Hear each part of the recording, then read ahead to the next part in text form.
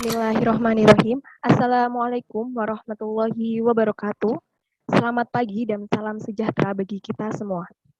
Yang terhormat, Dr. Anda, Apoteker Sarma Olbania, Magister Kesehatan selaku Asisten Wakil Dekan 1 Bidang Akademik Kemahasiswaan dan AIK Universitas Muhammadiyah Yogyakarta. Yang kami hormati Dewan Perwakilan Mahasiswa, Keluarga Mahasiswa, Fakultas Kedokteran dan Ilmu Kesehatan Universitas Muhammadiyah Yogyakarta periode 2021-2022. Yang kami hormati Saudari Ade Filiatri Mauliah Muhdar selaku Gubernur Mahasiswa, Badan Eksekutif Mahasiswa, Keluarga Mahasiswa, Fakultas Kedokteran dan Ilmu Kesehatan Universitas Muhammadiyah Yogyakarta periode 2021-2022. Yang kami hormati Ketua Unit Kegiatan Mahasiswa Fakultas dan Ketua Himpunan Mahasiswa Jurusan, serta perwakilan KOSEMA, Fakultas Kedokteran dan Ilmu Kesehatan Universitas Muhammadiyah Yogyakarta. Yang terhormat seluruh tamu undangan pada pagi hari ini. Pertama-tama, marilah kita panjatkan puji syukur kehadirat Allah Subhanahu wa taala atas limpahan berkat dan rahmatnya kita dapat berkumpul bersama dalam acara seminar kewirausahaan dengan mengusung tema menjadi pebisnis muda melalui strategi digital marketing. Sholawat serta salam semoga senantiasa Allah Subhanahu wa taala curahkan kepada Nabi Agung Muhammad SAW yang kita nantikan syafaatnya di hari akhir nanti.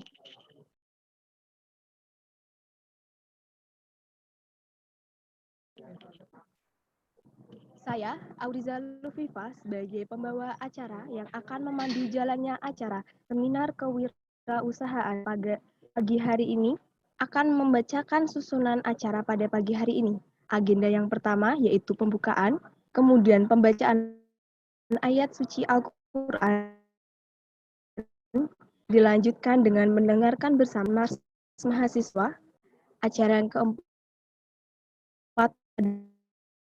adalah sambutan-sambutan. Acara yang kelima yaitu pembacaan materi. Acara selanjutnya keenam adalah breaking dan terakhir adalah penutup. Hadirin yang kami hormati, memasuki agenda pertama yaitu pembukaan. Mari kita buka acara pada pagi hari dengan membaca basmalah bersama.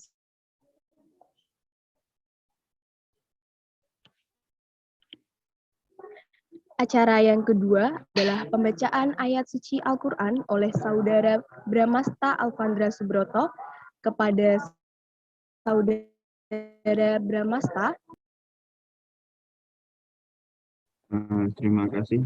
Assalamualaikum warahmatullahi wabarakatuh. A'udzu billahi minasy syaithanir rajim. Bismillahirrahmanirrahim. Wattasimu bihablillahi jami'an wa la tafarraqu. واذكروا نعمة الله عليكم إذا كنتم أعداء فألف بين قلوبكم وأصبحتم بنعمته إخوانا وكنتم على شفا حفرة من النار فأنقذكم منها كذلك يبين الله لكم الآيات لعلكم تهتدون ولتكن منكم أمة يدعون إلى الخير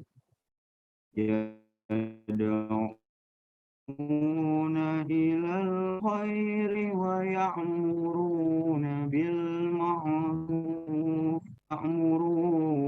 بالمعروف وينهون عن المنكر وأولئك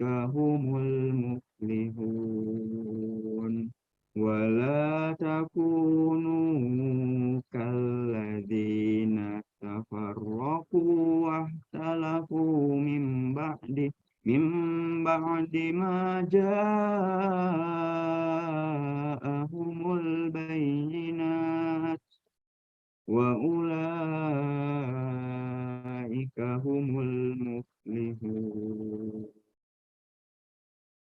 وأولئك لهم عذاب عظيم يوم تبيض وجوه وتسود وجوه فأما الذين اسودت وجوههم أكفرتم بعد إيمانكم فذوقوا العذاب بما كنتم تكفرون وأما الذين ابيضت وجوههم ففي رحمة الله هم فيها خالدون تلك آية الله نتلوها عليك بالحق وما الله يريد ظلما للعالمين ولله ما في السماوات وما في الأرض وإلى الله ترجع الأمور كنتم خير أمة أخرجت للناس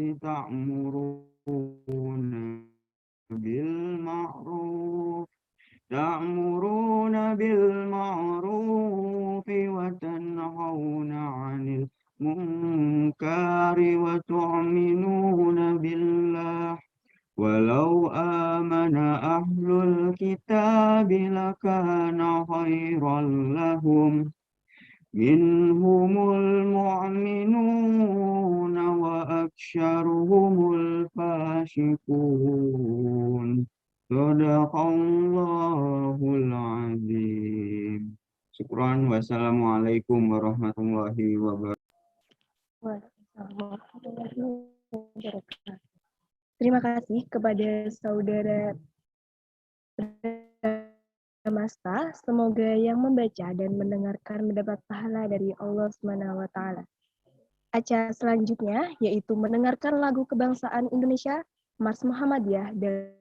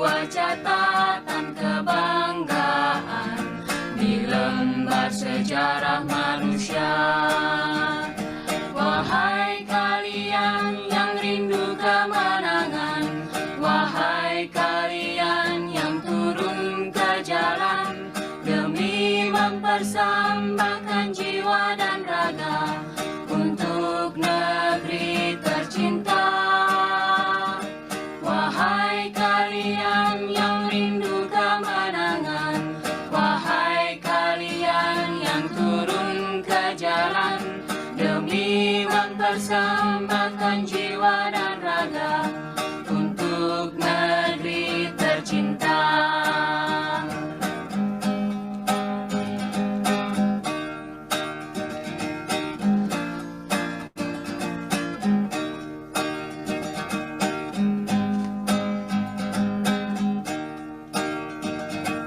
Para mahasiswa yang merindukan kejayaan, kepada rakyat yang kebingungan di persimpangan jalan, kepada pewaris telah menggoreskan sebuah catatan kebanggaan di lembar sejarah manusia. Wahai kalian yang rindu kemenangan, wahai kalian yang turun ke jalan demi mempersembahkan jiwa dan raga untuk negeri tercinta. Wahai kalian yang rindu kemenangan, wahai kalian yang turun ke jalan demi mempersembahkan jiwa dan raga untuk negeri tercinta.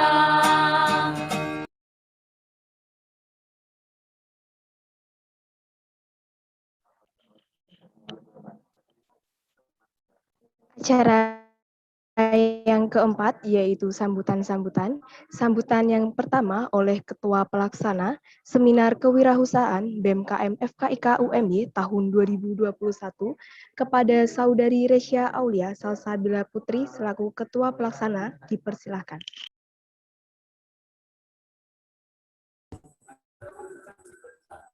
Baik, terima kasih atas kesempatan dari MC. Saya mulai. Assalamualaikum warahmatullahi wabarakatuh. Baik, pertama-tama mari kita panjatkan puji syukur kepada Allah Subhanahu wa taala yang telah memberikan banyak nikmatnya kepada kita sehingga kita bisa berkumpul di acara pagi hari ini dalam keadaan sehat walafiat. Tak lupa salawat serta salam kita sanjungkan kepada Nabiullah Nabi besar Muhammad SAW yang telah membawa kita dari zaman yang gelap gulita, zaman jahiliyah menuju zaman yang terang benderang dengan ad-dinul Islam. Semoga kita semua mendapat syafaat dari beliau pada yaumil akhir kelak. Amin. Yang saya dan teman-teman hormati, Dr. Anda Apoteker Ibu Salma Arbaniah, Magister Kesehatan, selaku Asisten Wakil Dekan 1 Bidang Akademik Kemahasiswaan dan KIK, yang telah bersedia meluangkan waktunya untuk hadir pada agenda pagi hari ini. Dan yang terhormat, saya ucapkan kepada para tamu undangan dan peserta seminar yang berkenan menyempatkan waktunya untuk bisa hadir di acara seminar pagi hari ini. Alhamdulillah pada pagi hari ini kita masih diberikan umur yang panjang untuk bisa berkumpul di acara agenda kita.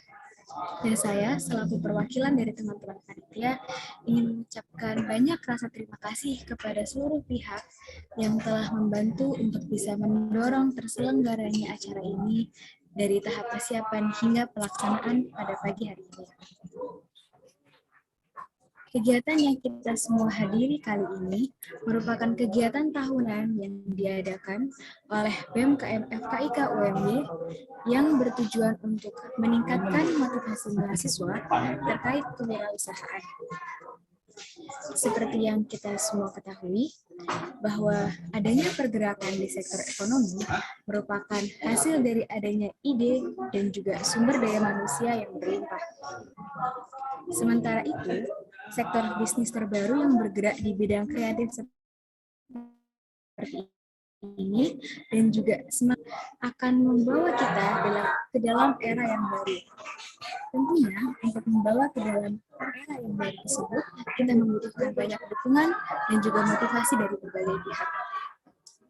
industri kreatif ini sendiri harapannya mampu akan bisa membawa gambaran yang lebih bagus dalam kehidupan manusia untuk menggerakkan perekonomian di masa yang akan datang.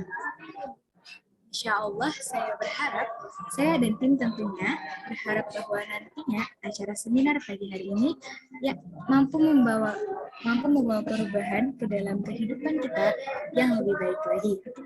Semoga dari acara seminar ini dapat membawa manfaat yang cukup besar bagi kita semua di dalam era yang baru dan melewati industri kreatif dengan lebih bijaksana. Mungkin akhir kata dari saya. Sekian, mohon maaf apabila ada kesalahan. Wassalamualaikum warahmatullahi wabarakatuh.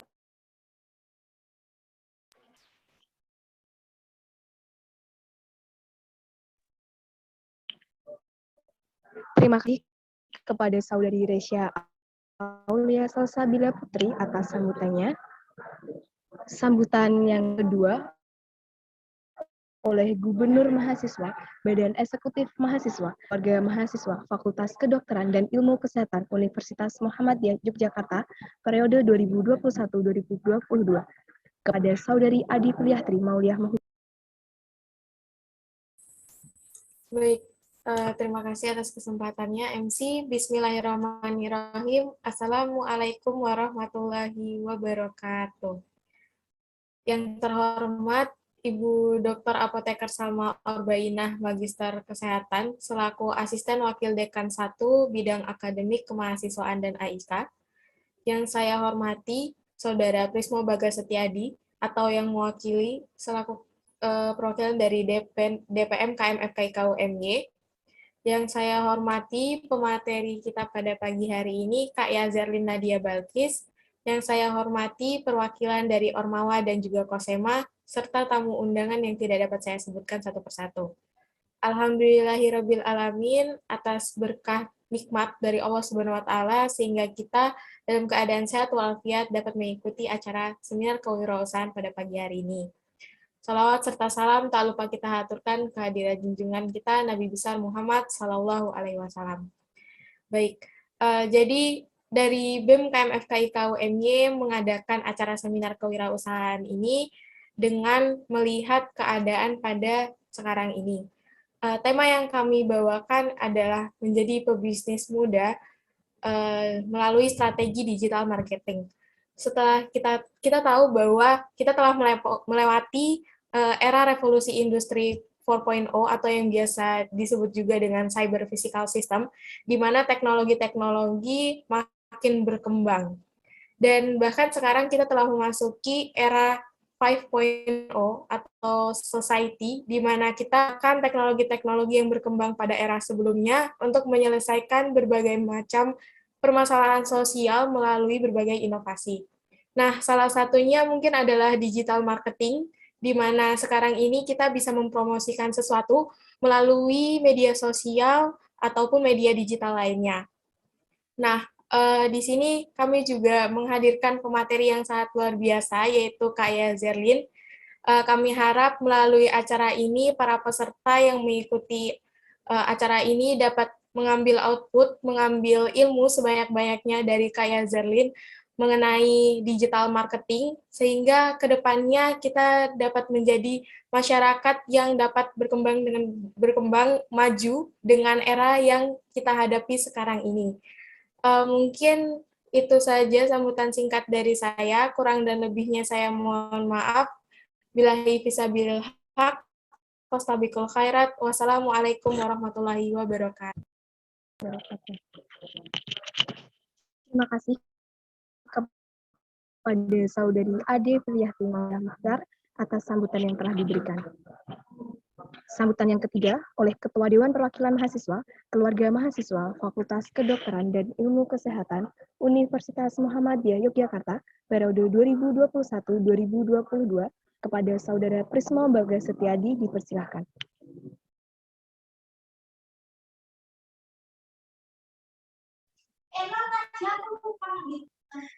Baik, Assalamualaikum warahmatullahi wabarakatuh.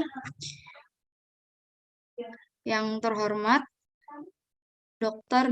Anda Apoteker Salma Arbainah, Magister Kesehatan sebagai asisten Wakil Dekan Bidang Akademik, Kemahasiswaan dan AIK.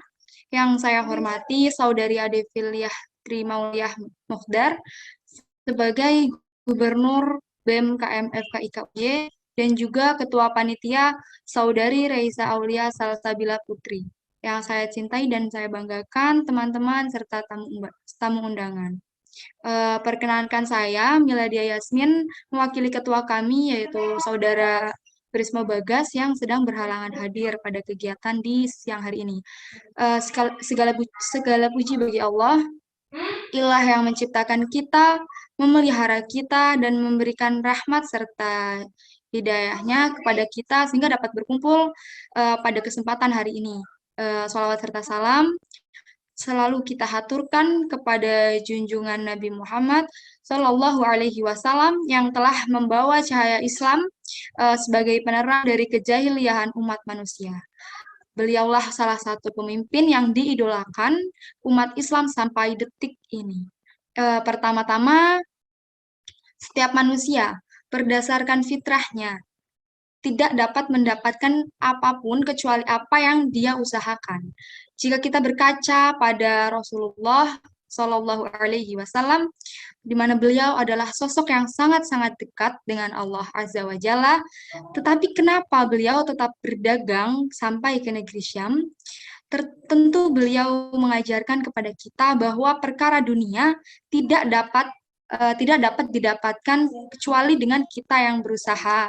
Salah satunya dengan berwirausaha. Teman-teman yang saya banggakan, tidakkah kita lihat di era pandemi ini banyak muncul sumber-sumber peluang baru untuk mengembangkan jiwa entrepreneurship. Banyak sekali bisnis baru. Akan tetapi banyak yang hanya sekedar tren tanpa meninjau dari analisis SWOT-nya sehingga hanya berjalan sebentar. Oleh karena itu, manfaatkanlah kegiatan, kesempatan untuk belajar sedalam-dalamnya mengenai ilmu kewirausahaan dalam acara yang diadakan oleh BEM KM FKIK. Selanjutnya, saya ucapkan selamat dan sukses untuk acara seminar kewirausahaan BEM KM FKIK hari ini. Semoga teman-teman yang mengikuti kegiatan dapat mendapatkan sebuah pengalaman untuk membangkitkan ekonomi Indonesia yang berkemandirian. Saya cukupkan untuk sambutan pada kesempatan kali ini. Terima kasih. Wabillahi taufik wal hidayah, waridho wal inayah. Wassalamualaikum warahmatullahi wabarakatuh.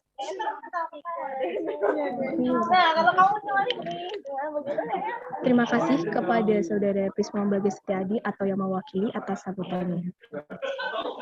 Sambutan selanjutnya oleh Asisten Wakil Dekan 1 Bidang Akademik, Kemahasiswaan dan AIK, Fakultas Kedokteran dan Ilmu Kesehatan Universitas Muhammadiyah Yogyakarta kepada Dr. Anda, Apoteker Salma Arbainah, Magister Kesehatan, dipersilahkan memberikan sambutannya.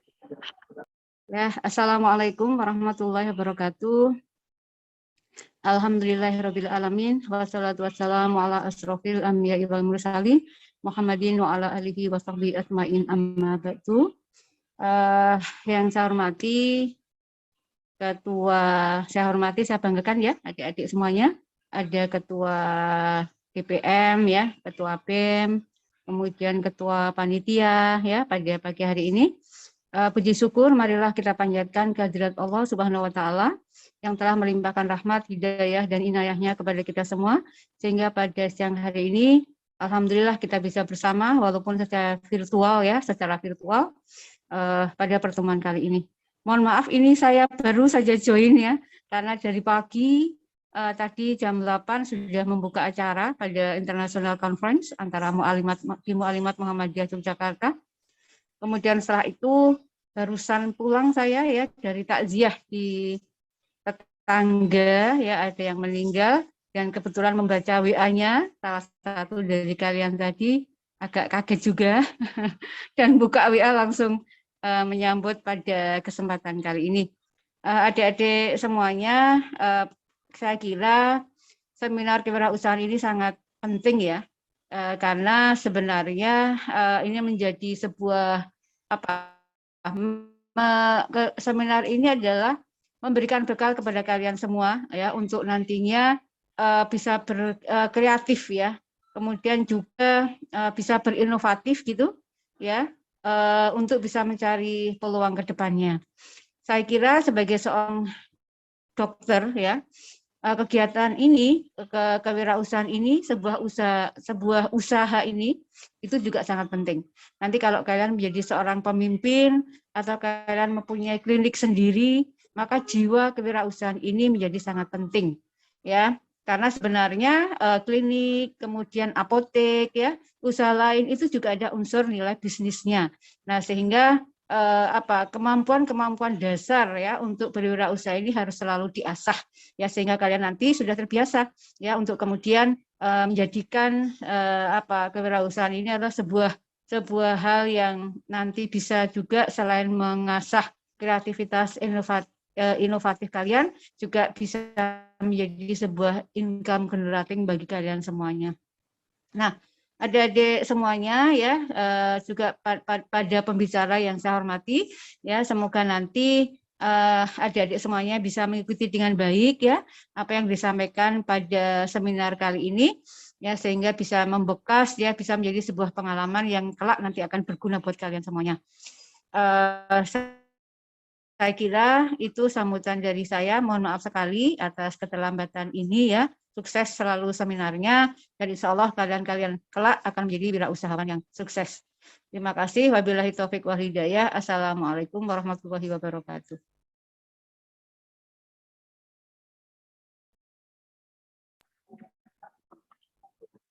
Terima kasih kepada Ibu Salmah Orbayinah atas sambutan yang telah diberikan. Baik teman-teman dan seluruh tamu undangan, kami ingatkan kembali untuk tetap menyalakan kamera dan menggunakan virtual background yang telah disediakan. Acara selanjutnya yaitu acara yang paling ditunggu-tunggu, yang tentunya sangat menarik. Langsung saja kita memasuki inti dari acara pada pagi hari ini, yaitu materi yang akan dibawakan oleh Kak Yazerlin Nabila Balkis dengan tema menjadi pebisnis muda melalui strategi digital marketing, dan akan dipandu oleh teman kita sebagai moderator. Kepada Riswa, waktu dan tempat sepenuhnya saya persilahkan. Baik, terima kasih kepada MC. Assalamualaikum warahmatullahi wabarakatuh. Selamat pagi semua. Yang terhormat Asisten Wakil Dekan 1, yang saya hormati Ketua DPM FKIK UMY, yang saya hormati Gubernur BEM FKIK UMY, yang saya hormati Ketua Pelaksana Seminar Kewirausahaan pada hari ini, dan teman-teman panitia serta peserta yang saya banggakan. Pertama-tama, izinkan saya mengenalkan diri terlebih dahulu. Saya Riswa Nindya. Alhamdulillah di sini saya diamanai sebagai moderator pada acara seminar kewirausahaan yang mengusung tema menjadi pebisnis muda melalui strategi digital marketing. Jadi teman-teman, di sini kita telah menghadirkan pemateri kita yang luar biasa, yang tentunya semua teman-teman sudah tahu. Beliau adalah Kak Yazerlin Nadia Balkis. Beliau beralamat di Surabaya, Indonesia. Beliau sendiri adalah lulusan dari Sarjana Kewirausahaan Institut Teknologi Bandung pada tahun 2021. Kak Yazerlin ini sudah dikenal dengan berbagai prestasinya seperti Inspiring Leader Business Innovator Award, lalu juga sebagai First Winner National Business Plan Competition ABAC Festival, dan juga Most Outstanding Student in Culture and Art kategori.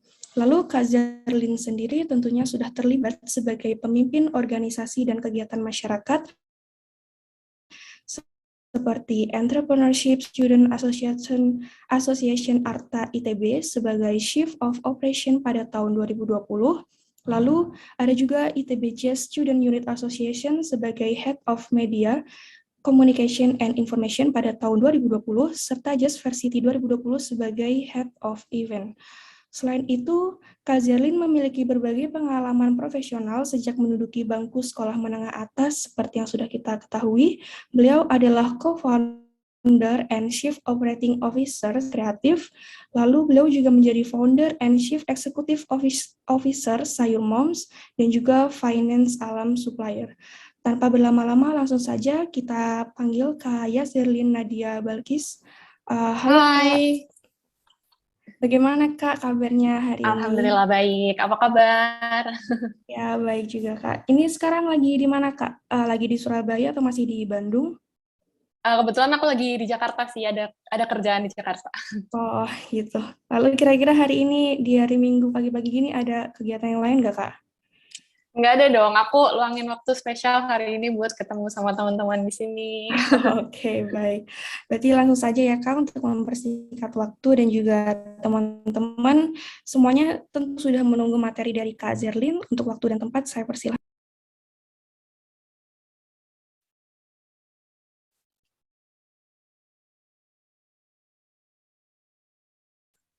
Oke, kemarin dari presentasi boleh dari panitia ya? Oke, nah udah muncul nih. Oke, sebelumnya halo semuanya, Assalamualaikum warahmatullahi wabarakatuh, selamat pagi. Sebelumnya terima kasih buat teman-teman panitia yang udah menghubungi aku kemarin untuk ngajak aku sharing di hari ini. Nah, kemarin request-nya adalah pengen di-sharing tentang entrepreneurship dan spesifiknya ke digital marketing gitu ya. Oke, aku akan mulai sesi pagi ini. Semoga teman-teman nanti bisa mendapatkan manfaatnya, dan kalau misalnya ada yang mau ditanyakan nanti boleh banget kayak dicatat dulu aja pertanyaannya supaya nanti nggak lupa kalau ada yang ditanyain di akhir gitu. Oke, next.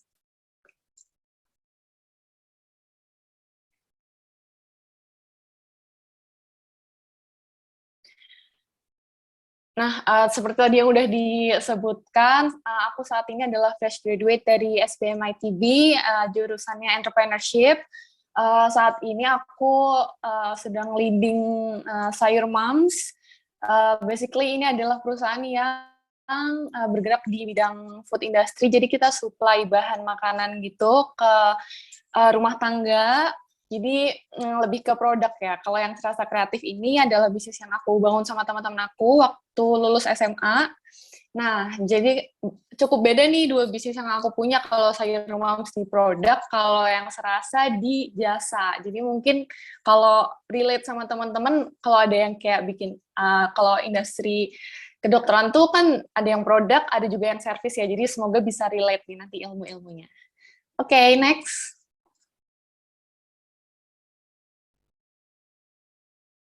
Nah, sebelum aku mulai, aku selalu pengen ngingetin ke teman-teman bahwa setiap orang itu punya jalan yang berbeda-beda ya, teman-teman. Soalnya bisa dibayangin aja, setiap orang tuh punya privilege yang berbeda, background yang berbeda, timing yang berbeda. Jadi, nggak mungkin bisa aja yang works di aku, kurang works di teman-teman. Bisa aja yang works di teman-teman, nggak bisa works di aku. Jadi teman-teman harus sebisa mungkin mencari tahu nih apa sih keunggulan dari masing-masing kita yang akhirnya tuh bakal mendukung kalau misalnya kita tuh mau jadi entrepreneurship kayak gitu misalnya.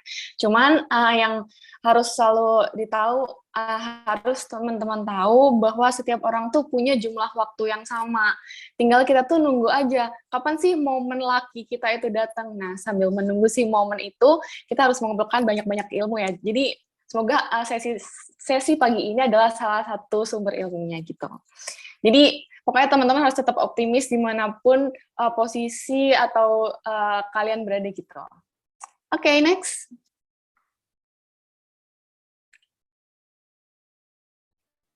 Nah, hari ini aku bakal lebih detail tentang digital marketing. Cuman sebelum ke digital marketing, aku bakal bahas sedikit tentang basic untuk building bisnisnya.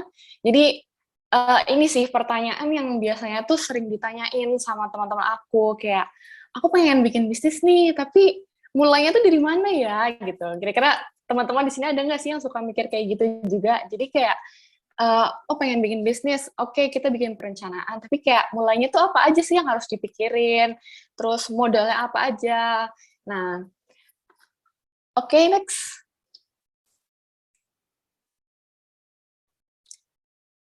Nah, sebelumnya aku pengen tanya sih, kalau ke teman-teman sendiri, menurut kalian lebih baik bikin rencana bisnis dulu atau kayak jalan aja dulu gitu?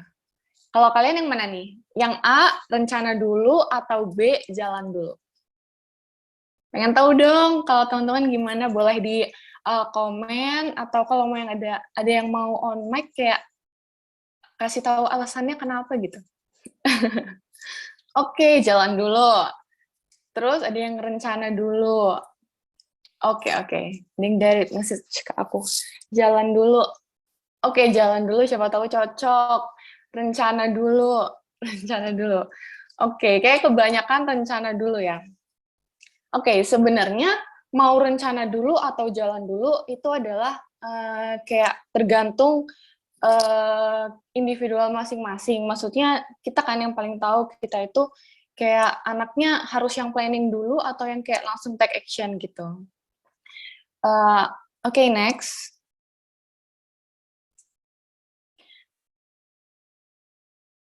Nah, kalau dari sekolah bisnis yang aku jalanin, tetap teman-teman, salah satu saran yang paling penting adalah bikin rencana dulu.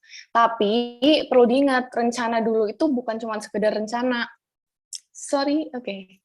Nah, kalau rencana itu, jangan sampai kalian tuh bikin rencana dulu, terus kayak ngabisin waktu. Itu kan sebenarnya yang paling ditakutin kalau misalnya kita tuh kayak bikin rencana dulu. Kan kadang-kadang teman-teman alasannya pasti kalau mau jalan dulu, kayak ya udah jalan dulu, nanti dilihat jalannya kayak gimana, terus apakah prospek atau enggak. Nah, tapi kalau misalnya teman-teman decide untuk membuat rencana dulu, itu kenapa sih lebih baik bikin rencana dulu? Karena kita nggak pengen kan pada saat kita terjun, itu ternyata ilmu kita tuh misalnya masih kurang. Nah, jadi berencana itu salah satunya dengan mencari knowledge sebanyak-banyaknya, habis itu kita dengan punya rencana, itu bisa membantu kita juga untuk lebih fokus. Nah, rencana bisnis itu nggak cuma sekedar rencana, teman-teman. Jadi, ada framework-nya, habis ini aku akan share si framework kalau teman-teman mau bikin rencana bisnisnya. Setelah itu, jangan lupa kalau untuk saat mau bikin rencana, itu harus ada target-target yang spesifik. Jangan targetnya tuh jangan bias, karena percuma, itu akan justru yang ngabisin waktu kita. Kenapa sih kayak suka ada yang kalau bikin rencana itu lama, itu karena berarti rencananya itu masih bias, masih kurang jelas. Nah, setelah itu jangan lupa pada saat bikin rencana pun kalian harus setting time. Kayak misalnya, oke, aku mau bikin rencana, tapi kayak rencana mulu. Terus tiba-tiba kayak udah 3 bulan, 6 bulan, kok lama banget nih jalan bisnisnya nggak jalan-jalan ya kan, karena kelamaan berencana. Jadi, sebisa mungkin bahkan untuk bikin rencana pun kalian setting time. Oke, aku mau bikin bisnis, biasanya kan udah kebayang tuh bisnisnya mau apa. Nah, terus kayak oke, aku mau setting time, pokoknya target misalnya 1 minggu, 2 minggu si rencana ini harus sudah jadi misalnya. Dan pada saat merencanakan tuh harus sudah detail, misalnya cari vendornya dan lain-lain gitu. Oke, next. Nah, tadi aku bilang aku mau share tentang si framework apa aja sih yang perlu dibikin pada saat bikin perencanaan bisnis. Nah, ini adalah bisnis model Canvas. Ini sangat-sangat mudah ditemukan di Google kalau teman-teman nanti mau ada yang explore lebih. Tapi aku akan share sekilas aja setiap blok dari si bisnis model Canvas ini. Jadi kalau misalnya teman-teman ada yang kayak suka bingung, apa aja sih yang harus dipikirin pada saat kita itu mau bikin bisnis. Nah, ini ada 9 poin. Nah, kalau share dari yang pertama ya, aku akan mulai dari customer segment yang paling kanan. Nah, customer segment ini adalah tempat teman-teman memikirkan kira-kira target market teman-teman itu siapa, terus tipikal orangnya seperti apa, setelah itu mungkin dia tempat tinggalnya di mana, behavior-nya seperti apa. Nah, customer segment itu dimasukin di sini. Jadi teman-teman tuh pada saat memulai bisnis harus menentukan ya siapa target marketnya. Meskipun teman-teman jual produk yang menurut teman-teman itu bisa dipakai semua orang, tapi teman-teman tetap harus mikir kayak siapa sih yang spesifik mau ditargeting. Contoh, misalnya, contoh gini deh, misalnya suatu perusahaan itu jual mainan bayi. Nah, sebenarnya kan usernya adalah penggunanya itu kan si bayi. Tapi kan sebenarnya yang membuat decision untuk beli itu bukan si bayi, tapi si orang tua. Nah, itu berarti customer segmentnya adalah si orang tua. Nah, itu kita harus kayak paham gitu. Orang tua ini power untuk belinya berapa, mungkin dia kelas target kita apakah kelas menengah atau menengah ke atas, atau ya kayak seperti itu. Pokoknya perekonomiannya, tingkat perekonomiannya juga sebaiknya dipikirkan. Nah, terus yang kedua adalah value proposition. Nah, kalau value proposition ini lebih ke kira-kira produk atau jasa, pokoknya bisnis yang teman-teman punya itu value lebih apa sih yang ada di dalamnya, apa sih yang sebenarnya teman-teman jual gitu kan. Contohnya, misalnya teman-teman buka klinik ya kan, nah terus misalnya value-nya adalah, di klinik aku ada platform online-nya yang dimana orang-orang itu bisa chat dengan customer service aku 24 jam. Pokoknya jam berapapun teman-teman mau tanya tentang apakah misalnya kliniknya buka atau enggak, atau kayak dokternya request dokternya kayak siapa, ke siapa. Nah, itu misalnya itu jadi value proposition teman-teman. Bisa jadi salah satu. Tapi usahakan si value proposition ini benar-benar kayak ada differentiation dengan bisnis kompetitor. Nah, di sini juga sih paling penting juga untuk kayak research kompetitor kalian itu siapa. Nah, itu untuk kalian mencari tahu kira-kira apa ya yang bisa aku tawarkan lebih dari bisnis aku buat ke customer aku, misalnya gitu. Terus yang ketiga adalah channel. Nah, channel ini adalah gimana cara kita untuk interact atau mendistribusikan produk atau jasa kita ke calon pembeli kita. Nah, channel ini kalau sekarang paling banyak emang online ya teman-teman. Pas rata-rata bisnis yang akhirnya berhasil growth, tentunya bisnis-bisnis yang bisa beradaptasi dengan teknologi. Nah, kalau channel ini misalnya media sosial, terus website, atau YouTube itu juga bisa jadi channel. Kalau itu kan kalau online. Kalau misalnya offline biasanya channel itu bisa dengan tokonya itu sendiri, atau kalau klinik berarti ada wujud kliniknya, atau bisa juga word of mouth. Jadi gimana caranya sebisa mungkin si produk atau jasa kita itu sampai ke customer itu channelnya lewat mana sih? Nah, itu dia channel. Terus yang keempat adalah customer relationship yang di atas. Nah, customer relationship ini lebih ke lewat apa sih kita itu bisa menjalin hubungan dengan dengan customer kita. Jadi setelah dia melakukan itu gimana supaya kita tuh nggak putus hubungan gitu. Nah, kalau yang kelima adalah revenue stream.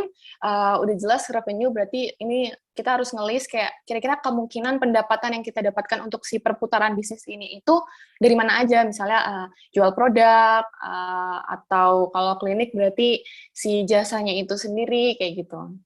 Terus yang keenam adalah key research. Key research ini lebih ke apa aja sih yang kita butuhin untuk menggerakkan si bisnis ini. Biasanya paling umum sih memang modal ya kan, terus misalnya sumber daya manusianya. Nah, sumber daya manusianya itu butuh apa aja, misalnya butuh operasional, butuh marketing kah, atau kayak atau finance misalnya kayak gitu. Nah, terus yang selanjutnya adalah key activities. Key activities ini lebih ke apa aja sih kegiatan krusial ya yang bisa menggerakkan si bisnis ini, misalnya survei lapangan atau melakukan marketing. Terus kalau misalnya jualan produk berarti ada proses pembuatan produk, itu termasuk activities. Nah, terus yang kedelapan adalah key partner. Ini tuh lebih ke siapa sih faktor orang-orang eksternal yang kira-kira tuh berdampak ke bisnis kita. Misalnya kalau teman-teman jualan produk, habis itu bisa dikirim online. Nah, berarti kan itu kan melibatkan kurir pengirim ya kan, misalnya Gojek atau Grab. Nah, itu misalnya Gojek dan Grab itu adalah key partner kita. Kenapa sih kayak hal-hal gini tuh harus dipikirin? Karena bisnis kita itu sangat-sangat dipengaruhi dengan key partner kita loh. Gimana kita nge-treat partner kita itu akan berpengaruh ke kualitas produk atau service yang kita kasih juga. Jadi harus dipikirin. Nah, selanjutnya adalah cost structure. Cost structure ini lebih ke biaya apa aja sih yang kita butuhkan untuk menjalankan si bisnis ini, kayak gitu. Oke, next. Selanjutnya aku pengen bahas, tadi aku udah sempat bilang ya, kalau misalnya kita bikin target itu harus jelas, harus detail. Nah, aku di sini ada salah satu tools yaitu OKR. OKR ini lebih ke target teman-teman kalau mau bikin bisnis ya. Jadi kira-kira target apa aja sih yang mau dibikin, dan di bawah OKR itu nanti ada KPI. Ini aku cuman kasih tahu aja si OKR. Kalau ada OKR dan KPI ini adalah tools untuk bikin si plan-nya. Kalau OKR itu biasanya yang lebih general, misalnya aku mau mendistribusikan produk baru ke customer, misalnya itu OKR-nya. Terus KPI-nya itu lebih detail, jadi misalnya mendistribusikannya lewat e-commerce dengan penjualan sekian, jadi kayak gitu. Nah, di sini aku pengen lebih bahas detail tentang si SMART itu sendiri. Ini SMART ini sangat-sangat penting di marketing, karena pada saat kita bikin target penjualan, misalnya kalau marketing pasti hubungannya sama penjualan ya. Nah, kalau misalnya kita mau bikin target penjualan, itu harus spesifik. Jadi, ini yang dikenal adalah SMART, SMART. SMART itu specific, measurable, achievable, realistic, dan time-based. Mungkin beberapa teman-teman di sini ada yang udah tahu, tapi aku pengen kasih contoh dari setiap poinnya supaya lebih kebayang gitu. Oke, mulai dari spesifik. Jadi misalnya spesifik itu kalau teman-teman bikin target harus sespesifik mungkin. Jangan bikin target kayak gini, aku pengen targetku adalah tokoku rame. Nah, itu nggak spesifik. Tapi lebih spesifik tuh bisa seperti ini, aku pengen pengunjung toko aku di misalnya e-commerce Shopee itu naik. Nah, itu kan lebih spesifik. Nah, itu biar lebih jelas juga untuk teman-teman bikin kayak step selanjutnya gitu. Terus yang kedua adalah measurable. Measurable ini harus terukur.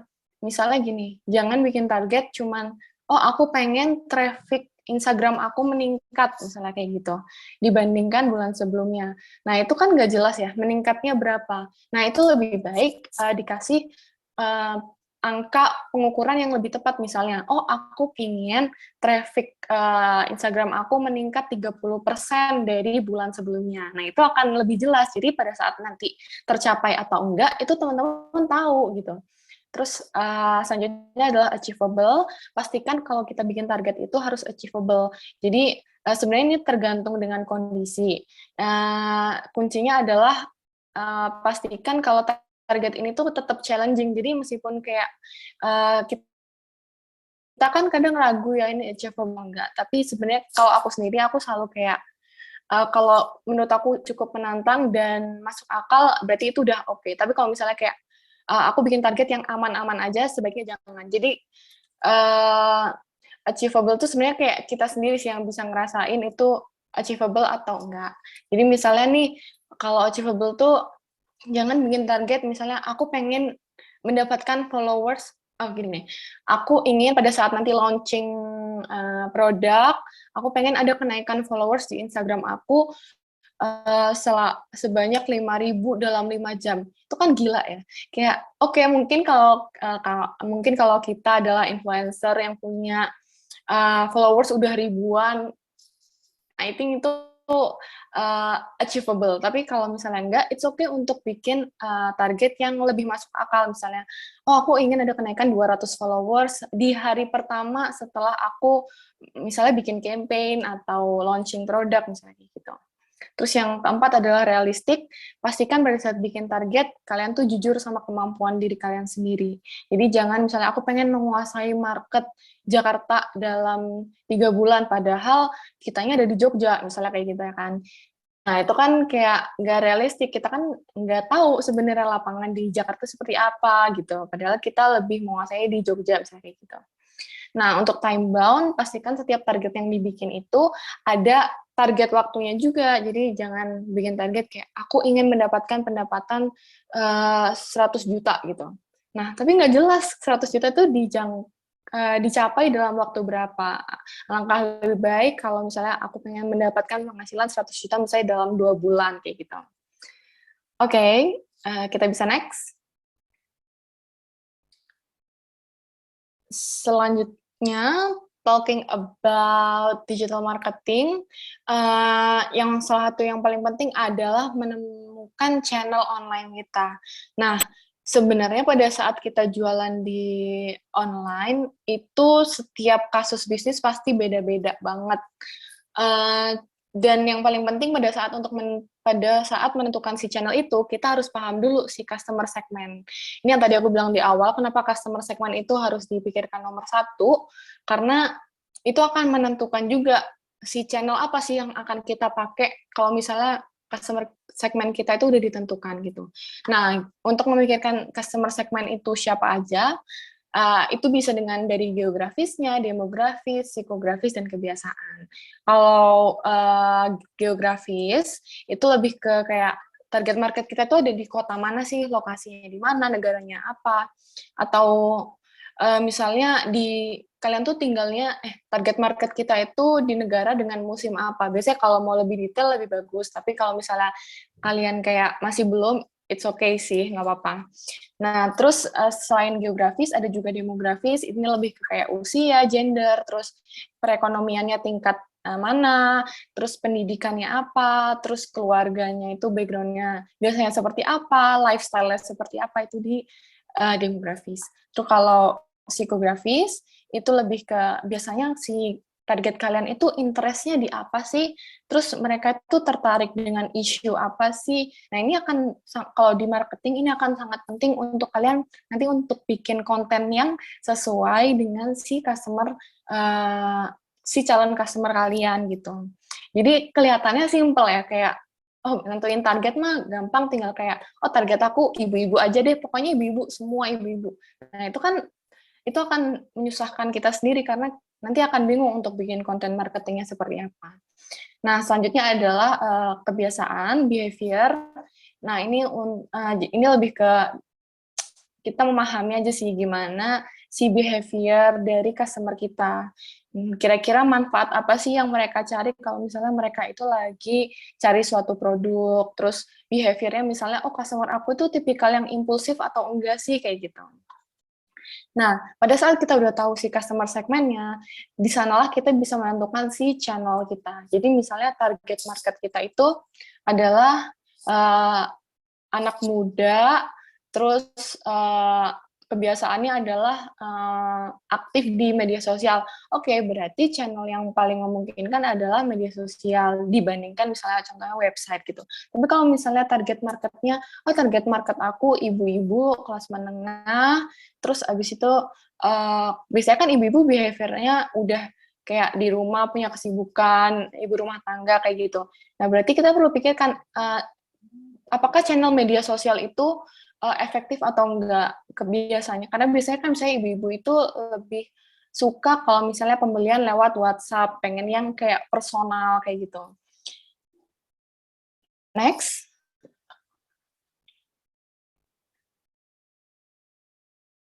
Selanjutnya aku mau bahas tentang customer journey. Jadi di dunia marketing itu kita perlu memahami si journey dari customer kita. Nah, ini adalah salah satu framework customer journey yang paling umum ya. Ada AIDA. Jadi AIDA itu attention, interest, desire, dan action. Nah, jadi kalian sadar nggak sih kalau kalian tuh pada akhirnya membeli sesuatu, itu kalian tuh melalui step-step ini. Jadi setiap penjual itu alangkah lebih baik kalau memahami si step-step ini sampai akhirnya customer kalian tuh melakukan action untuk beli. Jadi aku pengen bahas dari yang pertama adalah attention.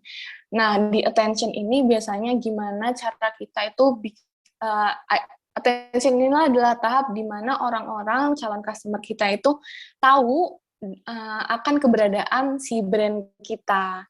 Nah, di sini tahap ini adalah masih di tahap mereka tuh cuman sekedar tahu kalau ada brand kita, terus ada bisnis ini loh, misalnya kalau klinik berarti orang-orang aware dengan keberadaan si klinik ini, terus habis itu si nama brandnya, terus apa aja yang ditawarkan oleh klinik ini, itu baru sampai di attention. Jadi sekedar aware dengan produk atau service yang disediakan. Nah, pada saat aware, disinilah kenapa kita tuh harus bisa untuk bikin konten yang menarik, dan skill copywriting itu sangat diperlukan karena kita pengen kan kalau orang-orang itu sudah aware dengan brand kita pengen dia itu lanjut ke tahap selanjutnya, yaitu interest. Nah, kalau interest ini si calon customer kalian itu sudah di tahap tertarik. Jadi kayak dan gimana sih cara untuk menarik si customer kalian? Itu biasanya kalau penjual-penjual suka dikasih promo, diskon, atau kayak storytelling tentang si produk kita itu, misalnya bisa menyelesaikan masalah apa, atau sebenarnya tujuannya adalah agar mereka itu pada akhirnya lanjut ke tahap akan lanjut ke landing page kita. Kalau di online itu landing page itu adalah misalnya kalau kalian jualan di media sosial, berarti si Instagram kalian itu adalah landing page kalian. Jadi di mana tempat si customer kalian tuh landing di toko kalian. Karena kalau offline berarti kan, kalau offline biasanya landing di toko fisik ya, secara offline, sorry. Tapi kalau online itu lebih ke page kalian, landing page kalian gitu. Kita kan pengen customer kita itu akhirnya mengunjungi misalnya website kita atau media sosial kita dan lain-lain. Nah, pada saat mereka udah interest, ini that's why kenapa si gambar ini tuh mengerucut ke bawah ya, karena pasti ada yang dari attention itu mereka akhirnya nggak lanjut ke interest. Nah, sebisa mungkin kita melanjutkan supaya mereka terus sampai ke bawah gitu. Nah, habis dari interest akan lanjut ke desire. Nah, di desire ini pastikan si landing page kita itu tampilannya sudah rapi, sudah bagus, terus kayak nyaman untuk dilihat. Karena kalau enggak, pada akhirnya jadinya percuma. Misalnya nih, kalian tuh pasang iklan supaya orang-orang itu aware dengan adanya bisnis kalian. Terus mereka sudah tertarik tuh dengan iklan itu. Terus akhirnya, misalnya kalau di Instagram kalian setting, kalian bikin iklan, biasanya kan kalau di Instagram tuh ada yang swipe itu kan, kalau misalnya kalian dapat iklan. Nah, kalau kalian pasang iklan di Instagram, itu biasanya ada pilihan. Apakah kalian pada saat swipe itu, apakah kalian pengen bikin si customer kalian tuh mengunjungi toko kalian, atau mengunjungi akun Instagram kalian, atau mengunjungi ke website, atau ke landing page lainnya. Nah, kalau misalnya kalian bikin si swipe itu lanjut ke Instagram kalian, ke akun bisnis kalian, nah pastikan si akun kalian itu sudah rapi, kontennya bagus, sudah punya konten.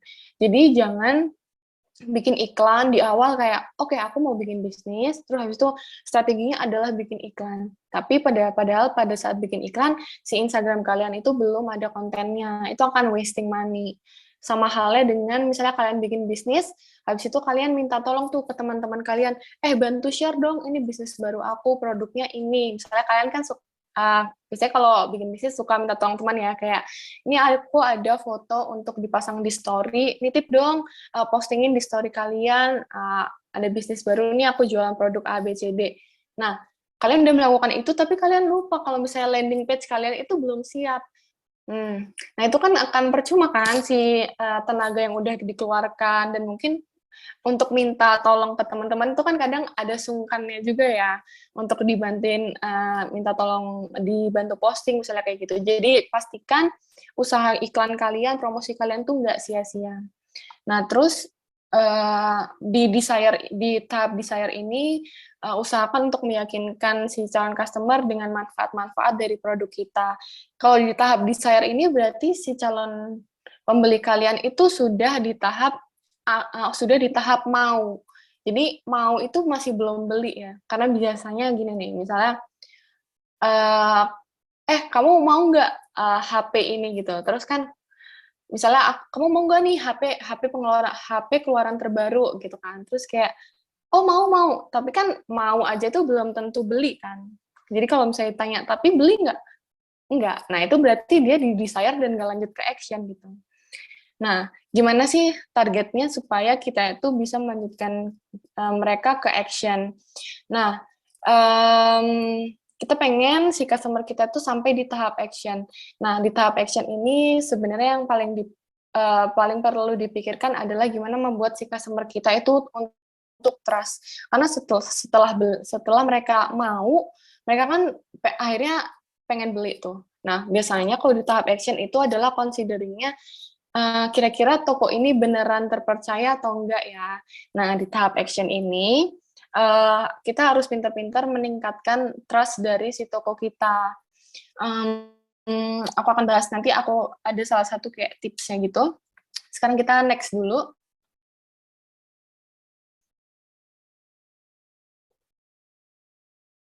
Nah, aku akan kasih salah satu kasus, karena waktunya terbatas, aku nggak mungkin bahas di setiap platform kayak gimana, tapi di sini aku akan bantu untuk memperdalam di e-commerce, digital marketing di e-commerce, karena e-commerce ini memang udah kayak terpercaya juga, terus e-commerce tuh kayak misalnya Shopee, Tokopedia, Bukalapak gitu-gitu ya.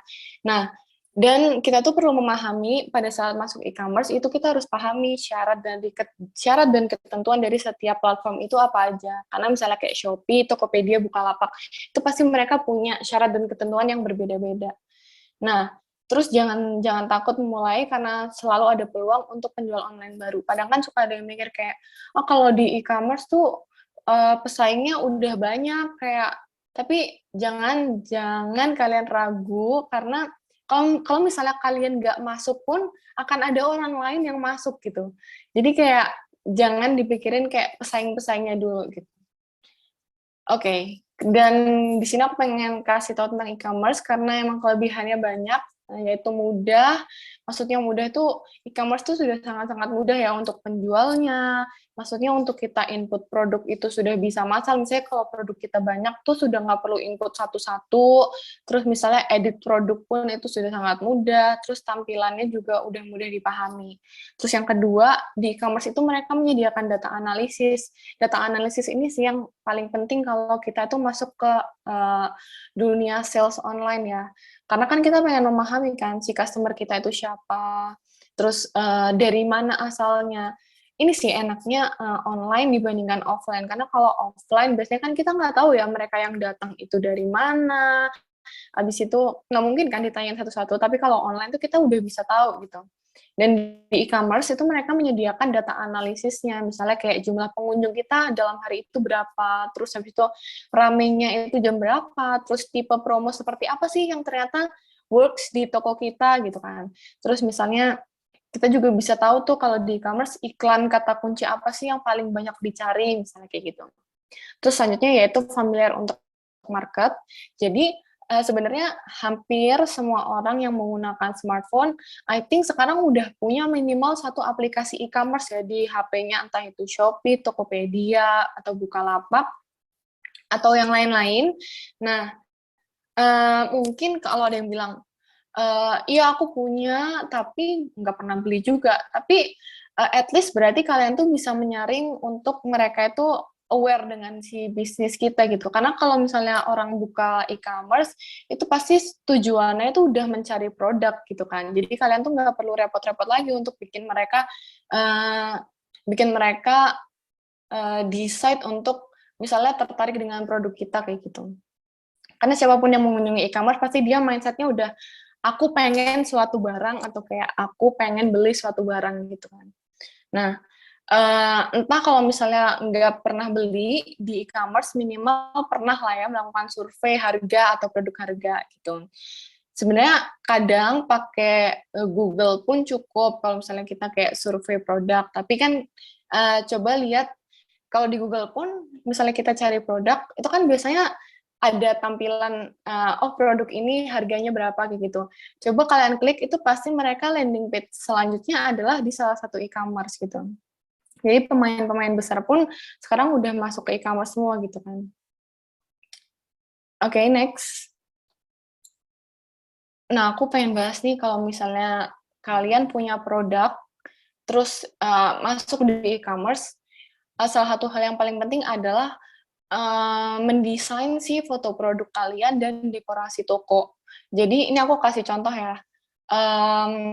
Kasih produk yang jelas, habis itu nama produknya apa, setelah itu beratnya, misalnya ini aku jualan si bola udang, oke, mereknya apa, terus beratnya berapa, habis itu aku kasih tuh tulisan penjelasan di pojok kiri, oh ini produk halal, habis itu yang kanan kayak ada tambahan, oh ini kualitasnya premium, misalnya kayak gitu.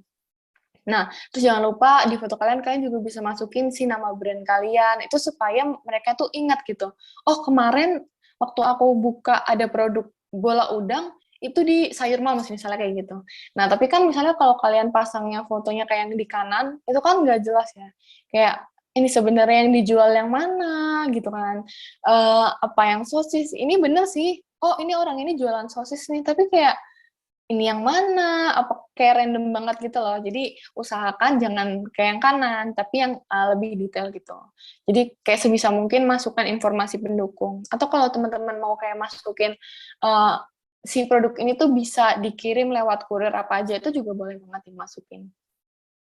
Nah, terus next.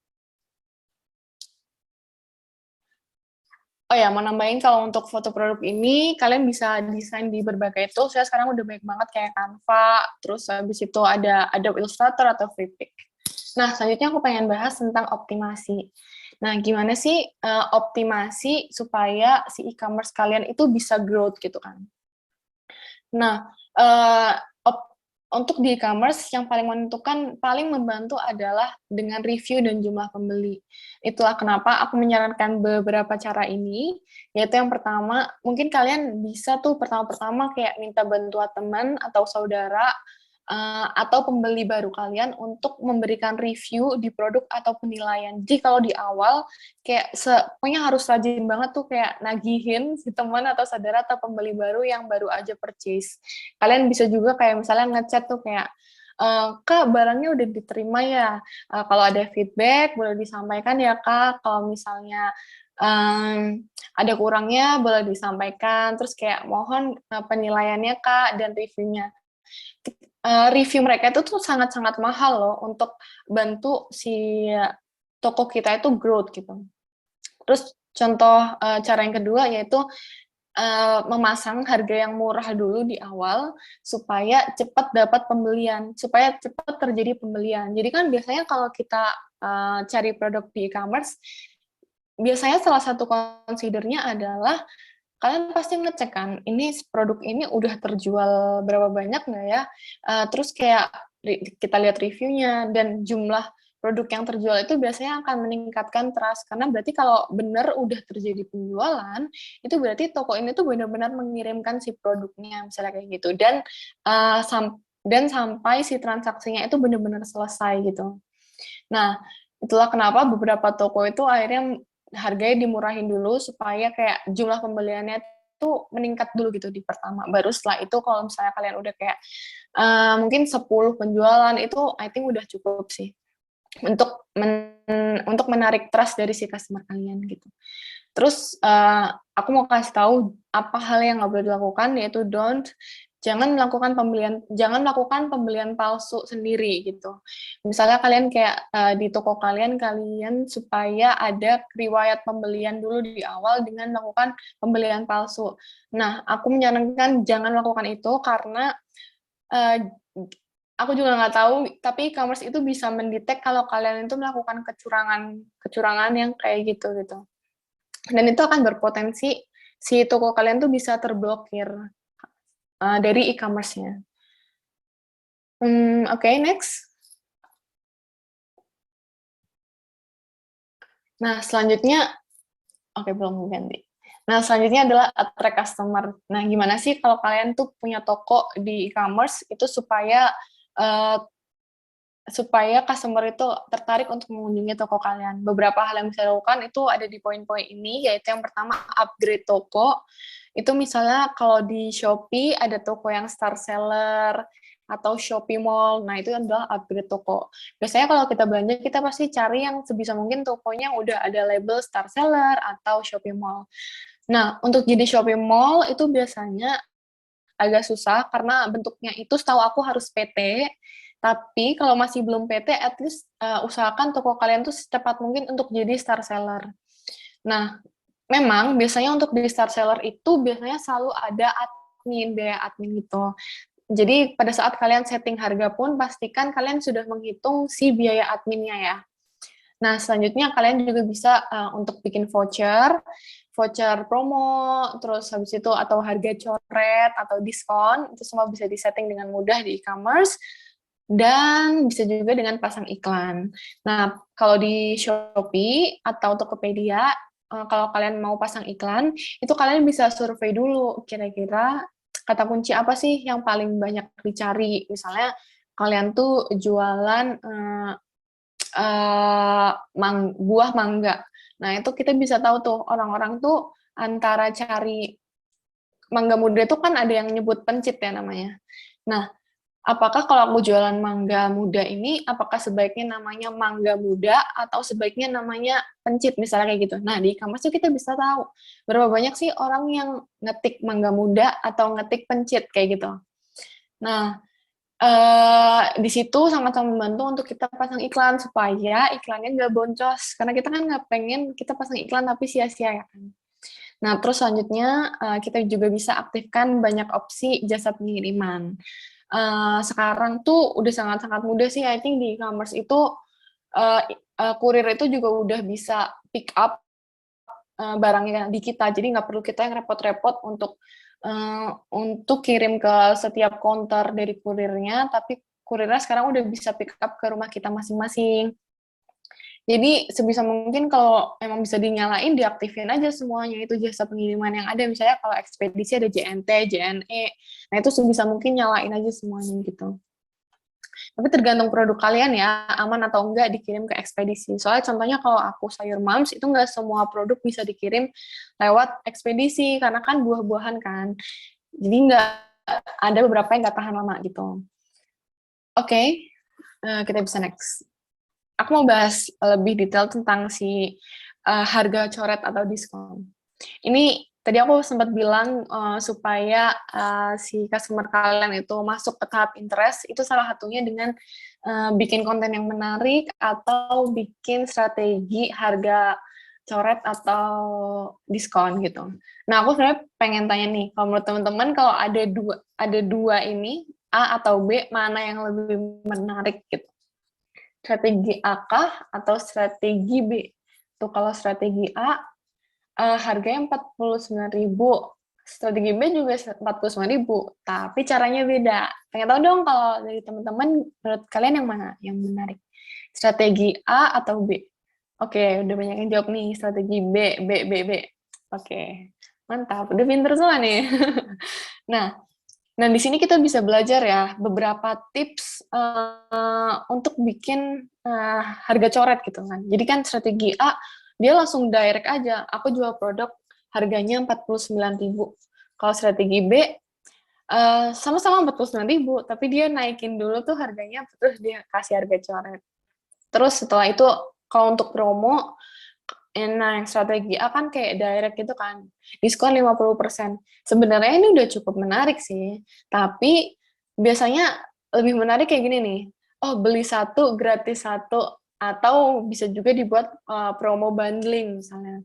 Kayak yang strategi B ini kan dia kayak kelihatan di fotonya tuh banyak ya, oh sekali aku beli 49.000 ini sama-sama.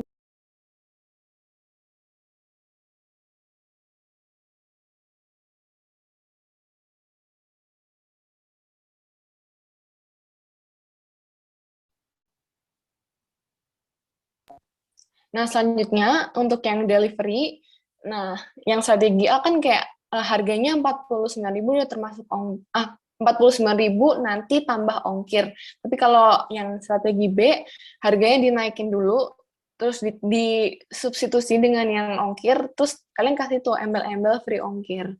Nah, ini tuh beberapa tips untuk kalian mainkan si promo produk kalian ya. Next. Selanjutnya aku pengen bahas tentang optimasi untuk bikin judul produknya kalau di e-commerce. Ini beberapa tips yang aku pelajarin setelah beberapa kali memainkan nama produk di toko aku, jadi pastikan nama produk atau barang kita itu akurat. Terus mengandung 4-8 kata, jangan terlalu panjang, jangan terlalu pendek. Terus hindari kata berulang, contohnya waist bag villa, tas villa, itu kan ada kata berulangnya. Itu tuh sebenarnya akan sia-sia kalau kalian pasang iklan juga sih, karena kan kalau di e-commerce dia bakal ngedetect siapapun yang misalnya ngetik villa, itu kan kayak ini agak buang-buang dan mengotori gitu. Terus habis itu hindari kata yang nggak perlu, misalnya bukan, tidak promo, gansis, misalnya waist bag villa sis gitu kan, kayak jangan. Ini meskipun kayak kalau kalian mikir enggak lah aku nggak akan kayak gitu, tapi jangan salah, ada loh di e-commerce yang menambahkan kata-kata yang sebenarnya kurang ada gunanya kayak gini gitu. Nah terus selanjutnya hindari penggunaan tanda baca dan juga hindari penggunaan huruf besar di seluruh kata. Oke, next. Maaf Kak Zerlin, untuk mengingatkan Iya. waktunya tinggal 5 menit ya Kak ya. Oke, dikit lagi kok. Oke. Nah, selanjutnya tadi setelah e-commerce, kalian juga mungkin bisa pelajari selanjutnya untuk optimalisasi di channel online lain, misalnya Instagram, sekarang kan lagi zaman TikTok juga, terus di website. Nah, mungkin ini beberapa yang perlu diperhatikan kalau mau ke Instagram. Yang diperhatikan tuh pastikan akun kalian tuh akun bisnis, terus pelajari juga Instagram Shop, copywriting, terus pastikan foto kalian tuh high quality. Terus sekarang kalau di Instagram juga coba pelajari tentang Reels. Terus kalau di TikTok ada TikTok Shop. Nah setelah itu ada juga hashtag. Terus kalian harus bisa bikin konten yang konsisten, terus gunakan data analytics dari akun kalian, terus biasanya ada tips juga tuh pakai lagu yang trending. Selanjutnya kalau di website, kalian bisa pelajari tentang SEO, ini tuh gimana supaya kalau calon customer kalian tuh searching di Google, itu website kalian tuh bisa naik ke atas, itu ada di SEO. Aku nggak bisa jelaskan detail karena waktunya terbatas, tapi ini beberapa yang mungkin kalau kalian mau perdalam, itu ada di website, ada SEO, dan gunakan domain yang friendly. Domain itu yang www apa gitu misalnya. Terus selanjutnya, aku mau bahas tentang customer behavior. Jangan lupa, tadi aku udah sempat spill dikit, pahami si behavior customer kalian tuh gimana. Kalau misalnya customer kalian itu behaviornya sangat-sangat selektif ke harga misalnya, berarti pastikan kalian tuh bikin promo harga yang semenarik mungkin. Tapi kalau misalnya customer kalian tuh tipikalnya, oh aku nggak peduli sama harga, yang penting kualitas adalah nomor satu. Nah itu berarti pastikan konten kalian itu fotonya tuh benar-benar bisa meyakinkan si customer kalian untuk mikir kalau, oh iya ini kualitasnya emang nomor satu. Kayak gitu. Jadi secara visual tuh juga harus meyakinkan gitu. Nah, terus next. Nah, selanjutnya adalah tadi aku sempat bahas customer journey AIDA sampai action. Nah, sebenarnya ada satu poin lagi di bawah, yaitu repurchase. Kita kan pengen kalau customer udah beli, itu mereka akan melakukan repurchase kan. Itulah pentingnya tadi aku sempat bahas juga, ada customer relationship, itu tujuannya gimana supaya kalau customer kita udah action, itu nggak putus hubungan, tapi kan kita pengen dia akhirnya melakukan pembelian ulang. Nah, itu bisa dengan misalnya teman-teman suka dapat email yang kayak promo dari toko yang mungkin kalian pernah beli. Nah, itu adalah salah satu teknik dari beberapa toko untuk menjalin customer relationship. Jadi, usahakan jangan putus hubungan dengan si customer kalian. Terus juga manfaatkan data-data dari customer kalian. Next. Nah, di sini tentang customer relationship, itulah kenapa kalau di online itu kan ada, kalian pasti dapat kan data si customer kalian. Pastikan si data-data itu kalian manage dengan baik, karena dari data itu tuh kalian bisa lanjut untuk menjalin relationship, misalnya kalian kirimin promo, atau kalian bisa tahu misalnya tanggal lahirnya kapan, tuh kalian bisa kayak kirim email, misalnya saying happy birthday, misalnya kayak gitu. Itu tuh hal-hal yang bisa menguatkan hubungan antara brand kalian dengan si customer kalian gitu. Jadi kalau kalian udah punya data, itu adalah, aku bisa bilang, itu modal untuk marketing yang low budget. Nah, kayak gitu. Next. Ini terakhir, tadi aku sempat bahas di bisnis model kanvas yang pertama, ada cost structure dan revenue stream. Pada saat kita jalan bisnis, jangan lupa kalian juga harus belajar tentang manajemen keuangan yang baik, mulai dari uang keluar, uang masuk, karena dari manajemen keuangan yang baik itu akan sangat membantu kita untuk pada akhirnya mengambil keputusan. Jadi jangan sampai kayak, oh aku ada sales kok terus-terusan, tapi kenapa kok profitnya dikit ya, kayak aku tetap kayak capek tapi merasa nggak worth it. Itu berarti perlu dianalisis apakah kalian boncos di marketingnya, di iklannya, atau bahkan atau mungkin kayak operasional kalian, harga dari vendor kalian tuh ternyata nggak murah gitu misalnya. Berarti mungkin kalian harus cari vendor lain. Disinilah manajemen keuangan itu sangat-sangat penting untuk kalian mengambil keputusan. Karena kan gimana-gimana, kalau bisnis pasti tujuannya adalah supaya kita mendapatkan penghasilan ya. Jadi jangan sampai kita tuh kerja bakti aja gitu kalau jalan bisnis. Itu sih dari aku. Next.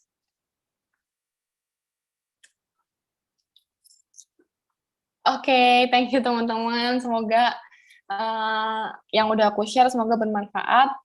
Kalau ada pertanyaan boleh banget gitu. Thank you.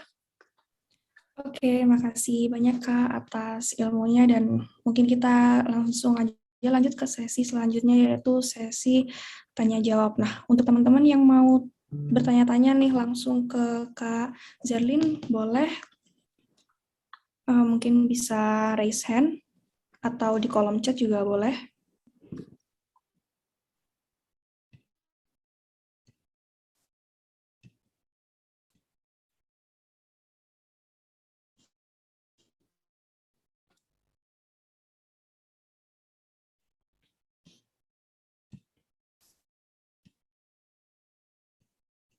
Oke, kita ada satu pertanyaan dari MC kita nih.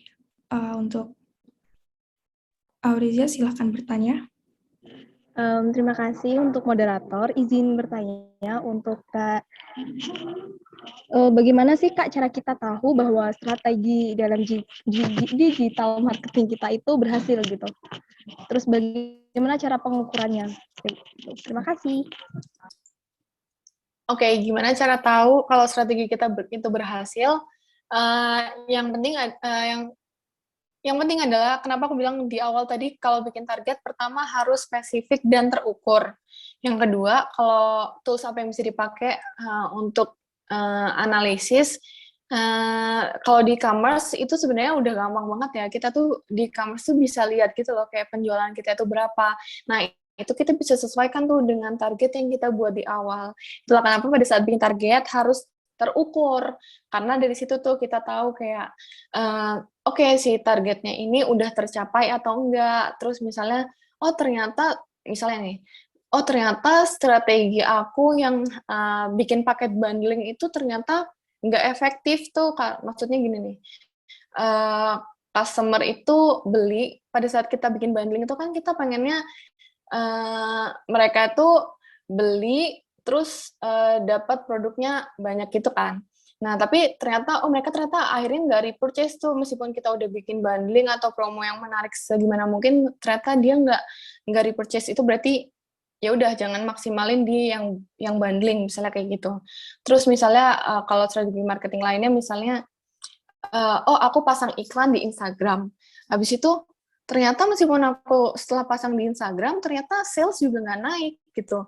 Oh, berarti perlu dipelajari kenapa ya kok salesnya nggak naik. Oh, ternyata misalnya, oh customer aku itu ternyata nggak banyak main di Instagram. Ini case yang terjadi di aku sih. Jadi dulu di awal tuh aku pakai channel itu Instagram. Jadi aku di awal tuh sangat-sangat memaksimalkan Instagram. Di produk aku yang jualan sayur dan buah. Meanwhile, target aku adalah ibu-ibu. Nah, seiring berjalannya waktu, aku tuh menyadari ternyata ibu-ibu itu nggak banyak main di Instagram gitu kan. Oke, berarti strategi marketing aku yang bikin iklan di Instagram itu hanya menghabiskan uang aja gitu kan. Nah, dari situ kita tahu sih kayak, oke, berarti itu nggak efektif, aku akan coba channel lain. Terus aku coba di e-commerce dan ternyata e-commerce itu channel yang paling efektif buat aku gitu. Ternyata ibu-ibu itu banyak juga tuh pakai di e-commerce. Dan kita analisis tuh, kenapa mereka kenapa mereka akhirnya decide untuk di e-commerce. Terus misalnya di e-commerce itu kita juga bisa tahu kan, kayak biasanya kalau orang beli produk ini, itu biasanya beli produk apa juga. Misalnya kalau di aku, oh kalau orang beli wortel, itu kebanyakan mereka itu juga beli kubis atau kacang panjang misalnya. Nah itu bisa tuh dari situ kita bikin kayak bundling kayak gitu sih. Jadi dari data yang kita dapat harus seefektif mungkin, harus sebisa mungkin kita analisis untuk bikin strategi marketing selanjutnya gitu.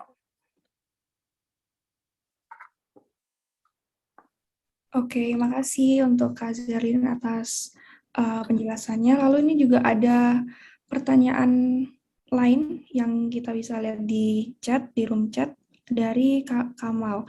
Bagaimana membangun ulang bisnis yang sebelumnya sudah lama off? Pertanyaannya seperti itu, Kak. Oke. Untuk membangun bisnis ulang, sebelumnya terima kasih ya pertanyaannya. Nah, oke, aku akan jawab. Untuk bisnis yang udah lama off, terus mau dibangun ulang, sebenarnya beberapa cara yang bisa dilakukan adalah mungkin kalau kamu mau mulai dengan rebranding, itu oke. Tapi pastikan ya, kalau kalian udah rebranding, itu beneran jalan habis itu. Karena rebranding itu juga butuh brainstorming yang cukup effort menurut aku.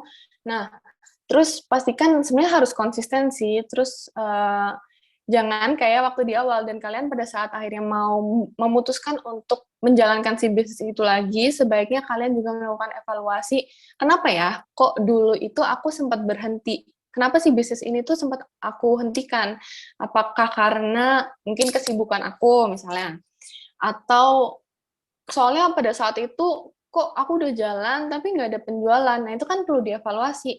Apakah emang produk kita itu strategi marketingnya waktu itu apakah sudah tepat, atau mungkin waktu itu apakah aku sudah menjual dengan cara yang tepat, atau mungkin apakah pada saat dulu itu produk aku tuh sudah cukup menarik atau belum, atau bahkan jangan-jangan si produk aku tuh emang nggak ada marketnya misalnya kayak gitu, atau mungkin marketnya terlalu kecil misalnya.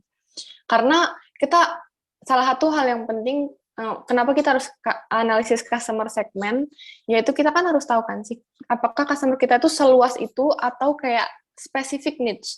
Jadi kalau di marketing itu biasanya kalau ternyata produk kita itu hanya bisa dijual ke beberapa orang aja, misalnya target market kita itu ternyata sedikit orangnya itu spesifik, berarti pastikan customer kalian itu merasa ada sesuatu yang eksklusif gitu di produk kita. Soalnya kalau produk kita niche, itu kita harus ngasih ke mereka itu kayak ada proud-nya gitu loh pada saat mereka itu beli produk kita. Karena berarti produk kita itu bukan produk yang umum kalau misalnya target kita itu ternyata niche. Nah, kayak gitu. Terus itu sih, jadi kalau mau mulai bisnis lagi yang udah lama berhenti, pastikan kalian sudah belajar dari kesalahan kalian yang kalian bikin di bisnis yang jalan dulu gitu. Itu sih. Oke, lalu untuk next pertanyaan nih Kak ya, soalnya ini banyak banget nih yang mau tanya, ingin tahu nih ya. Oke, pertanyaan selanjutnya dari Reina Cita, pertanyaannya adalah, apa sih cara yang paling efektif dalam meningkatkan lalu lintas atau mobilitas di situs web digital marketing kita? Oke, makasih pertanyaannya Reina. Gimana sih cara, tadi mau optimalisasi ya? Iya Kak, dan Oke. efektivitas. Efektivitas. Nah, sebenarnya di berbagai platform pasti caranya beda-beda. Contohnya, kalau platformnya itu tadi e-commerce, untuk menaikkan traffic, kalian tuh misalnya contohnya bisa pasang promo. Kalau misalnya kalian follow toko, itu kalian bisa dapat promo. Nah, itu tuh bisa untuk menaikkan. Terus selain itu, kalau di Instagram, paling ini sih, bikin konten yang menarik, habis itu konsisten. Terus bisa juga kalau kalian mau kolaborasi misalnya. Misalnya kalian punya brand, terus kolaborasi sama brand lain. Nah, itu tuh juga tujuannya salah satunya adalah untuk menarik traffic. Karena kalian kan pengen menarik audiens dari si brand lain itu supaya dia mengunjungi brand kita. Nah, itu tuh salah satu cara untuk menaikkan traffic. Terus kalau misalnya di kalau di website itu manfaatkan SEO. Jadi yang tadi aku bilang SEO itu adalah Search Engine Optimization, bisa dipelajari lebih lanjut nanti. Itu supaya di Search Engine Optimization tuh kita juga bakal belajar kayak, oh kata kunci apa aja sih yang efektif untuk menaikkan traffic dari misalnya website kita, kayak gitu sih. Oke, penjelasannya singkat padat tapi terjawab ya Kak ya. Kita next ke pertanyaan selanjutnya dari Anissa.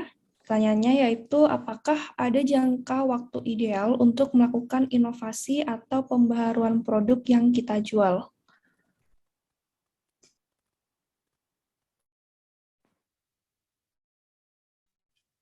Oke, sorry, bisa diulang nggak ya? Oke, untuk pertanyaannya, apakah ada... Ya, apakah suara saya sudah terdengar? Sorry, bentar. Oke, boleh dulu. Oke, pertanyaannya, apakah ada jangka waktu ideal untuk melakukan inovasi atau pembaharuan produk yang kita jual? Oke. Sebenarnya kalau untuk time, untuk bikin, misalnya gini nih, kalau kita punya produk baru, habis itu, sorry, ini jaringannya Agak ini sih Kak, kurang lancar. Oke, bentar ya, sorry.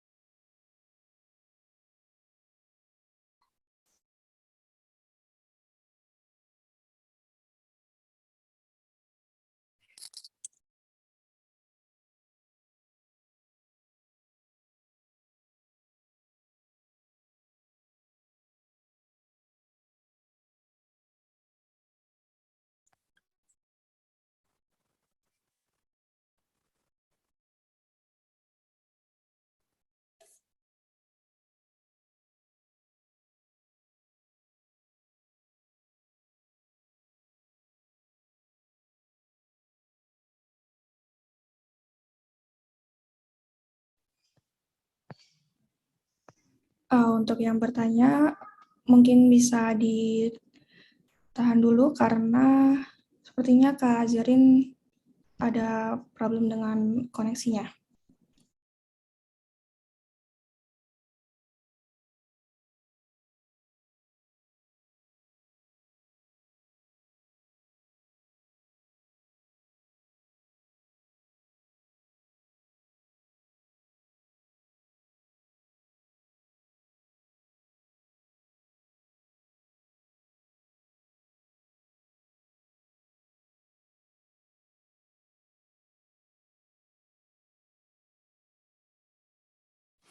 Halo, sorry banget. Oke, Kak, nggak apa-apa, Kak. Oke, aku akan jawab bentar. Tadi kan pertanyaannya, waktu untuk kita kalau mau bikin inovasi ya, sebenarnya itu adalah salah satu yang harus dipikirkan pada saat kita bikin target. Kenapa tadi aku sempat bahas poinnya adalah time bound. Jadi, misalnya kita mau bikin campaign, misalnya kalau sekarang kan suka ada tanggal spesial ya kan, 11, 22, atau 12 kemarin. Nah, pada saat mau bikin si inovasi itu, pastikan itu tuh relate dengan si kondisi saat ini. Jadi misalnya kita tuh emang harus survei produk, survei market, apakah misalnya nih kita mau bikin produk itu untuk hari raya, misalnya Lebaran. Nah itu kan kita bisa tahu kan sebenarnya kalau mau Lebaran itu berarti kita itu paling efektif mungkin jualannya itu sampai H-1 Lebaran, karena ternyata kebanyakan orang udah H-1 Lebaran itu biasanya udah nggak belanja lagi gitu kan. Misalnya produk kita emang sih tujuannya adalah untuk Ramadan misalnya. Nah tapi kan orang waktu sampai Ramadan itu kan udah nggak belanja gitu. Jadi apakah efektif kalau kalian itu baru promosi misalnya Hamin seminggu Lebaran. Nah, itu kan kayak akan buang-buang ya. Terus kalau berapa lama waktu untuk inovasinya sebenarnya akan tergantung dengan produknya sih. Itu tadi aku punya. Sebenarnya yang penting tetap survei si marketnya, kira-kira mereka itu butuh atau enggak, atau masih relate atau enggak. Dan pastikan pada saat kalian inovasi produk, pastikan si produk itu emang sustain. Karena kan kita nggak pengen itu cuma produk yang dijual karena ngehits doang, tapi kan kita pengennya itu akan terus terjadi penjualan terus-terusan kayak gitu. Itu sih. Oke, lalu kita mungkin bisa next ke pertanyaan selanjutnya. Sebaiknya kapan memulai bisnis digital dan apakah harus menunggu kesempatan? Oke, sebisa mungkin mulai secepatnya. Kalau bisa hari ini kalian kayak udah tahu mau jualan apa, langsung aja deh. Pokoknya jangan ditunda-tunda. Kalau udah kayak kebayang, tadi kan aku sempat share kanvasnya, bisnis model kanvasnya, kalian kan pasti sebenarnya udah kebayang dong, kayak channelnya mau lewat mana aja. Nah, itu kalau menunggu kesempatan tuh sebenarnya lebih kayak kita yang menunda-nunda ya, karena kan kita nggak tahu tuh kesempatan datangnya kapan gitu kan. Jangan-jangan sebenarnya dengan memulai hari ini, itu berarti kesempatannya emang hari ini gitu. Oke, lalu untuk pertanyaan terakhir nih, Kak, ya mungkin ya. Kalau misal kita buka toko di Shopee yang masih baru, lalu kita pakai promosi itu, apakah berbayar? Dan semisal kita sudah, produk kita itu sepi pembeli, sudah dicoba tapi sepi pembeli, lalu kita apakah harus perlu mengganti produknya yang kita jual atau kita harus mengevaluasi produk tersebut? Kalau dari aku, pertama evaluasi produk dulu ya. Kalau ternyata misalnya nih, sebenarnya kita tuh jualan barang, terus ternyata sales-nya nggak ada. Nah, itu berarti yang pertama harus dilakukan adalah ngecek apakah emang produk kalian tuh dibutuhkan atau enggak sama market. Tapi kalau misalnya kalian yakin, sebenarnya produk ini beneran dibutuhkan kok, soalnya ada toko lain misalnya jualan barang yang sama itu rame gitu misalnya, berarti yang salah kemungkinan adalah misalnya pada saat kalian pasang iklan itu bisa jadi kata kunci yang dipakai salah, itu bisa jadi. Itu kenapa kita juga harus belajar tentang tadi ya, analisis kata kunci apa aja yang paling efektif kayak gitu. Itu sih, karena kan kalau misalnya kita udah pasang iklan, kalau kita lihat itu si saldo iklan kita berkurang, itu kan berarti sebenarnya orang udah ada yang interest ya untuk akhirnya dia klik dan decide untuk menuju ke landing page kita. Nah, tapi kalau ternyata mereka akhirnya tetap nggak terjadi pembelian, berarti mungkin si toko kita trust, tingkat kepercayaan mereka ke toko kita masih kurang, atau mungkin deskripsi produk yang kita kasih itu mungkin kurang jelas, atau mungkin fotonya kurang meyakinkan, kayak gitu sih. Jadi evaluasi produk kita dulu gitu. Oke Kak, makasih atas jawabannya dan mungkin dengan pertanyaan terakhir tersebut kita bisa menutup sesi pertanyaan dan saya bisa memberi kesimpulan atas materi yang telah diberikan oleh Kak Zerlin, bahwa digital marketing merupakan suatu kegiatan pemasaran atau promosi sebuah brand atau produk menggunakan media digital atau internet yang tentunya memiliki tujuan untuk menarik konsumen dan calon konsumen secara cepat dan tepat. Lalu untuk memasuki dunia digital marketing sendiri, kita bisa awali dengan membuat rencana bisnis terlebih dahulu agar lebih terarah, membantu lebih fokus, target dan juga waktunya jelas. Dan tentu di masa pandemi seperti ini, tidak lupa kita juga bisa memanfaatkan atau harus menemukan channel online seperti e-commerce, sosmed, dan lain-lain, serta bekerja sama dengan partner kerja kita. Mungkin cukup akan saya akhiri dan akan saya kembalikan kepada MC, dan juga tidak lupa kita ada sesi foto yang akan dipandu oleh operator. Terima kasih saya ucapkan kepada Kak Zerlin sebagai pemateri pada seminar KWU hari ini yang sangat luar biasa. Kurang lebihnya saya mohon maaf. Wassalamualaikum warahmatullahi wabarakatuh. Waalaikumsalam. Makasih Rizwa. Ya Kak, sama-sama. Untuk operator mungkin bisa dipandu untuk sesi foto bersama. Baik, terima kasih untuk Kak Yezerlin untuk materi yang telah diberikan, dan terima kasih juga kepada Rizwa. sebagai moderator kita pada pagi hari ini. Sebelum menginjak ke acara selanjutnya, alangkah baiknya kita untuk melakukan foto bersama. Kepada panitia yang bertugas untuk dipersilahkan. Untuk para peserta dan tamu undangan, dimohon untuk mengaktifkan kamera dan jangan lupa untuk menggunakan virtual background.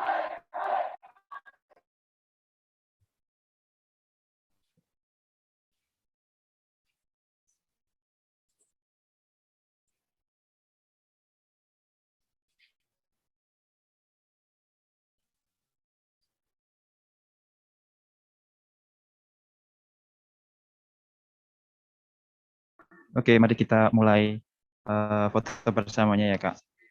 Saya hitung mundur. 3, 2, 1. Oke, ganti gaya. 3, 2, 1. Oke, satu kali lagi. 3, 2, 1. Oke, Terima kasih untuk panitia yang telah mendokumentasikan foto bersama pada kesempatan pagi hari ini. Untuk selanjutnya, yaitu ice breaking, kepada panitia yang bertugas dipersilahkan.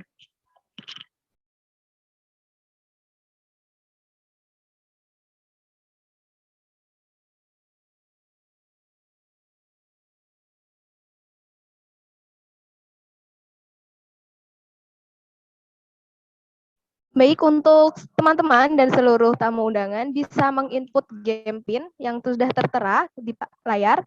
Silakan untuk join, bisa mengetikkan nama terlebih dahulu. Diusahakan jangan menggunakan nama samaran ya teman-teman, biar kita dari pihak panitia memudahkan untuk menghubungi kalian bagi yang beruntung mendapatkan door prize.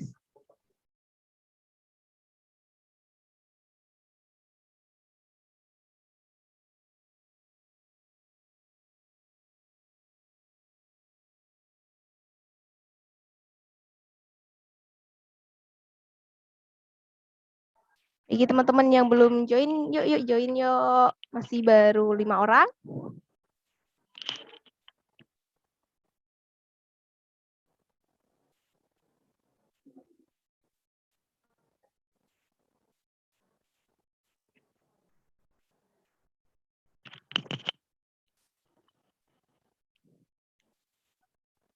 Baru 12 orang nih. Mana nih yang lain? Dari panitia juga boleh ikut ya.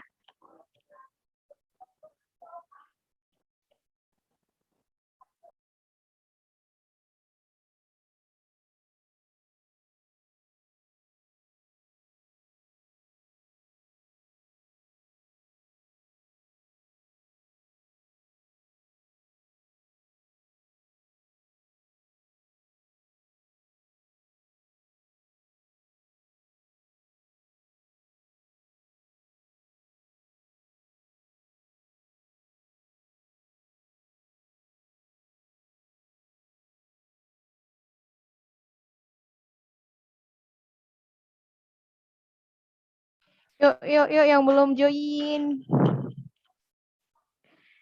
Barangkali nih yang dapat door prize biar bisa menang, bisa buat beli McD. Atau dari teman-teman belum lihat Spider-Man, bisa buat nonton. Yuk yang belum join, masih ditunggu ya.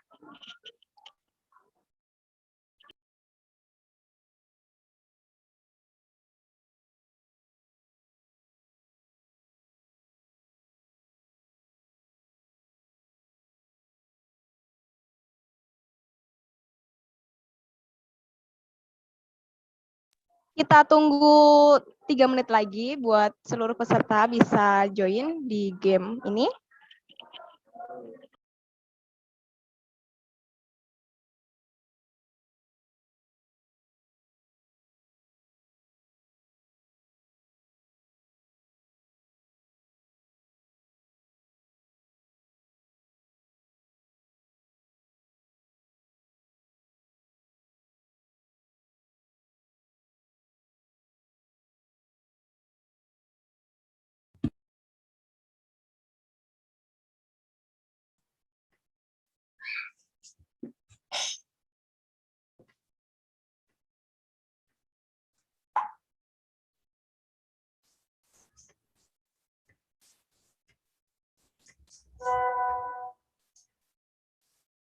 1 menit lagi ditunggu ya.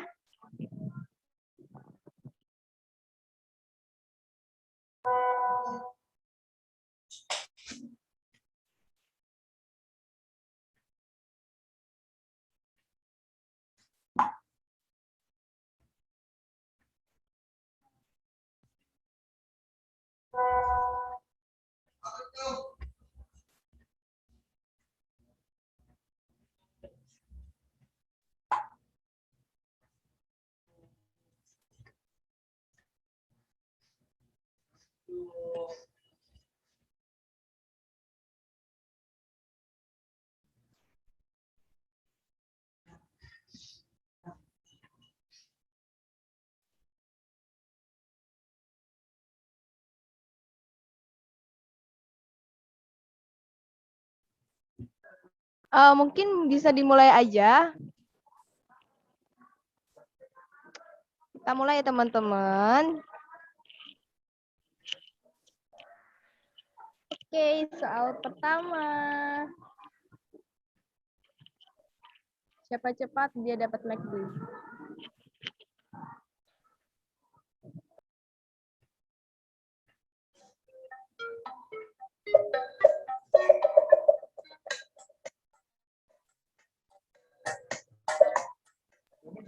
Yuk, siapa yuk? Siapa nih pemateri kita pagi hari ini?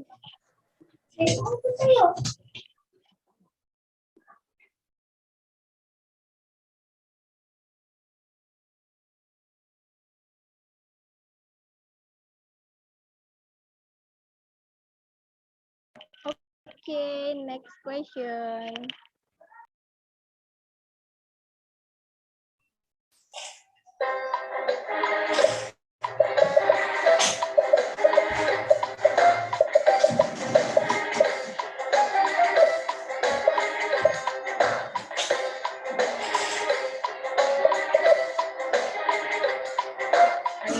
Apa nih jawabannya nih? Buat teman-teman yang nyimak pasti tahu.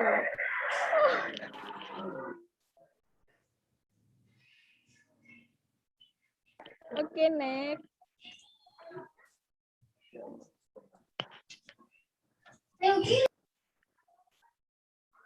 Apa kepanjangan dari smart?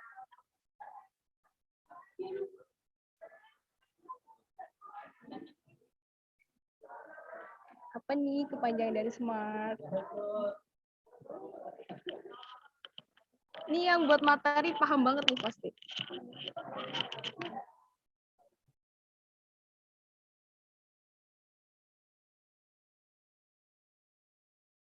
Okay, next.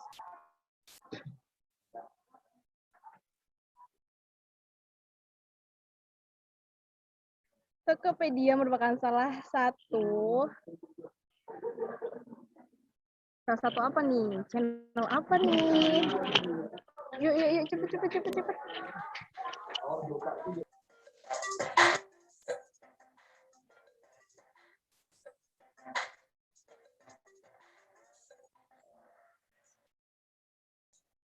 Oke, bener semua nih, hampir semua, bener.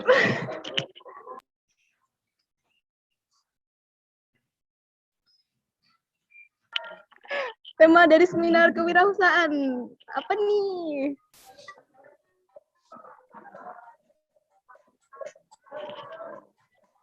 Yang dari awal pasti dengerin, jadi pasti tahu nih jawabannya. Demi McD, demi bisa nonton Spider-Man nih.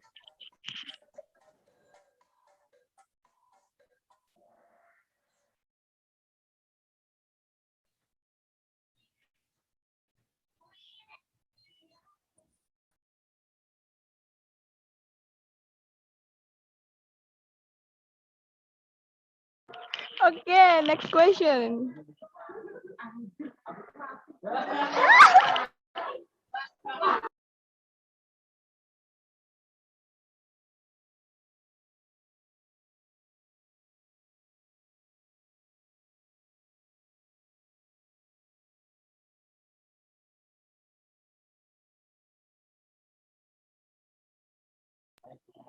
Yuk.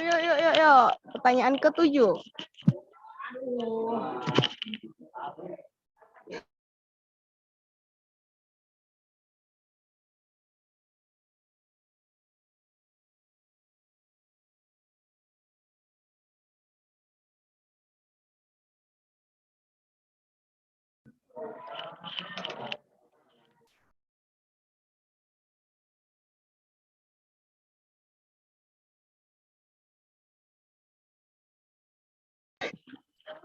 Aku doang yang bener.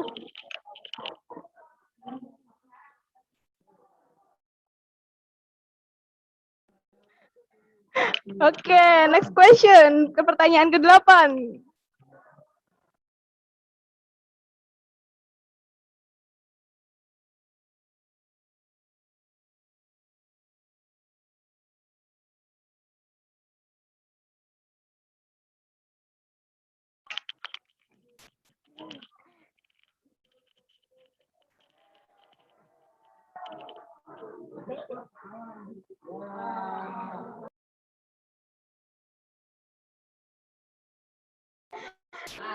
Yuk.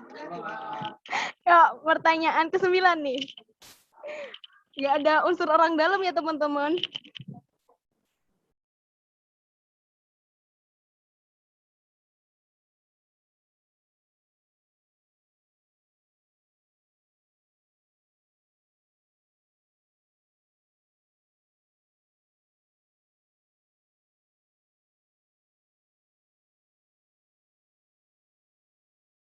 Oke, hampir benar semua nih dari teman-teman nih.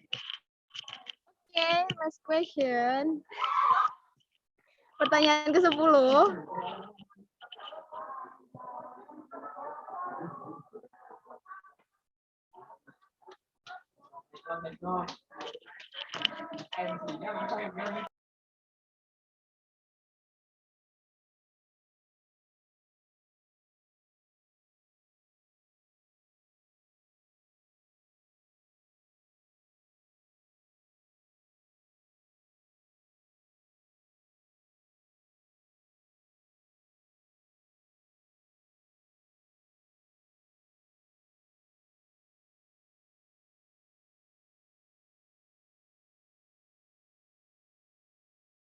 Apa nih juara 1? Ada apa ya? Siapa nih?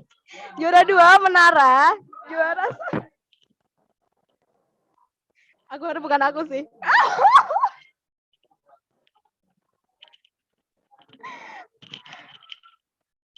Untuk teman-teman ini nggak ada orang dalam ya. Mungkin hoki aja buat hari ini buat aku. Oke.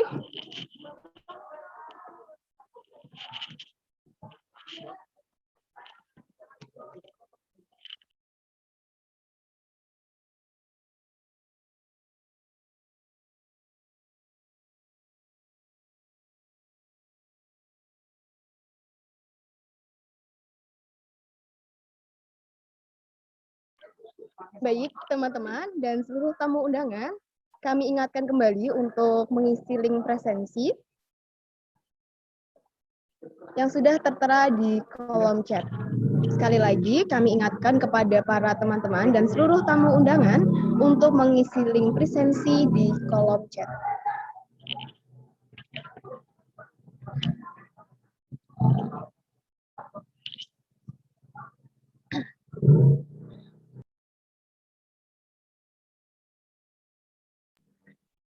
Alhamdulillahirrabbilalamin, sampailah kita pada penghujung acara. Terima kasih kepada Kak Yazrin Nadira Balkis, seluruh tamu undangan, serta peserta seminar kewirausahaan yang hari ini telah mengikuti seminar online hingga selesai. Saya, Auriza Lupifa, sebagai pembawa acara pada siang hari ini, mohon maaf apabila ada kesalahan dari awal hingga akhir acara. Billahi taufiq wal hidayah, wa ridho wa inayah, wassalamualaikum warahmatullahi wabarakatuh.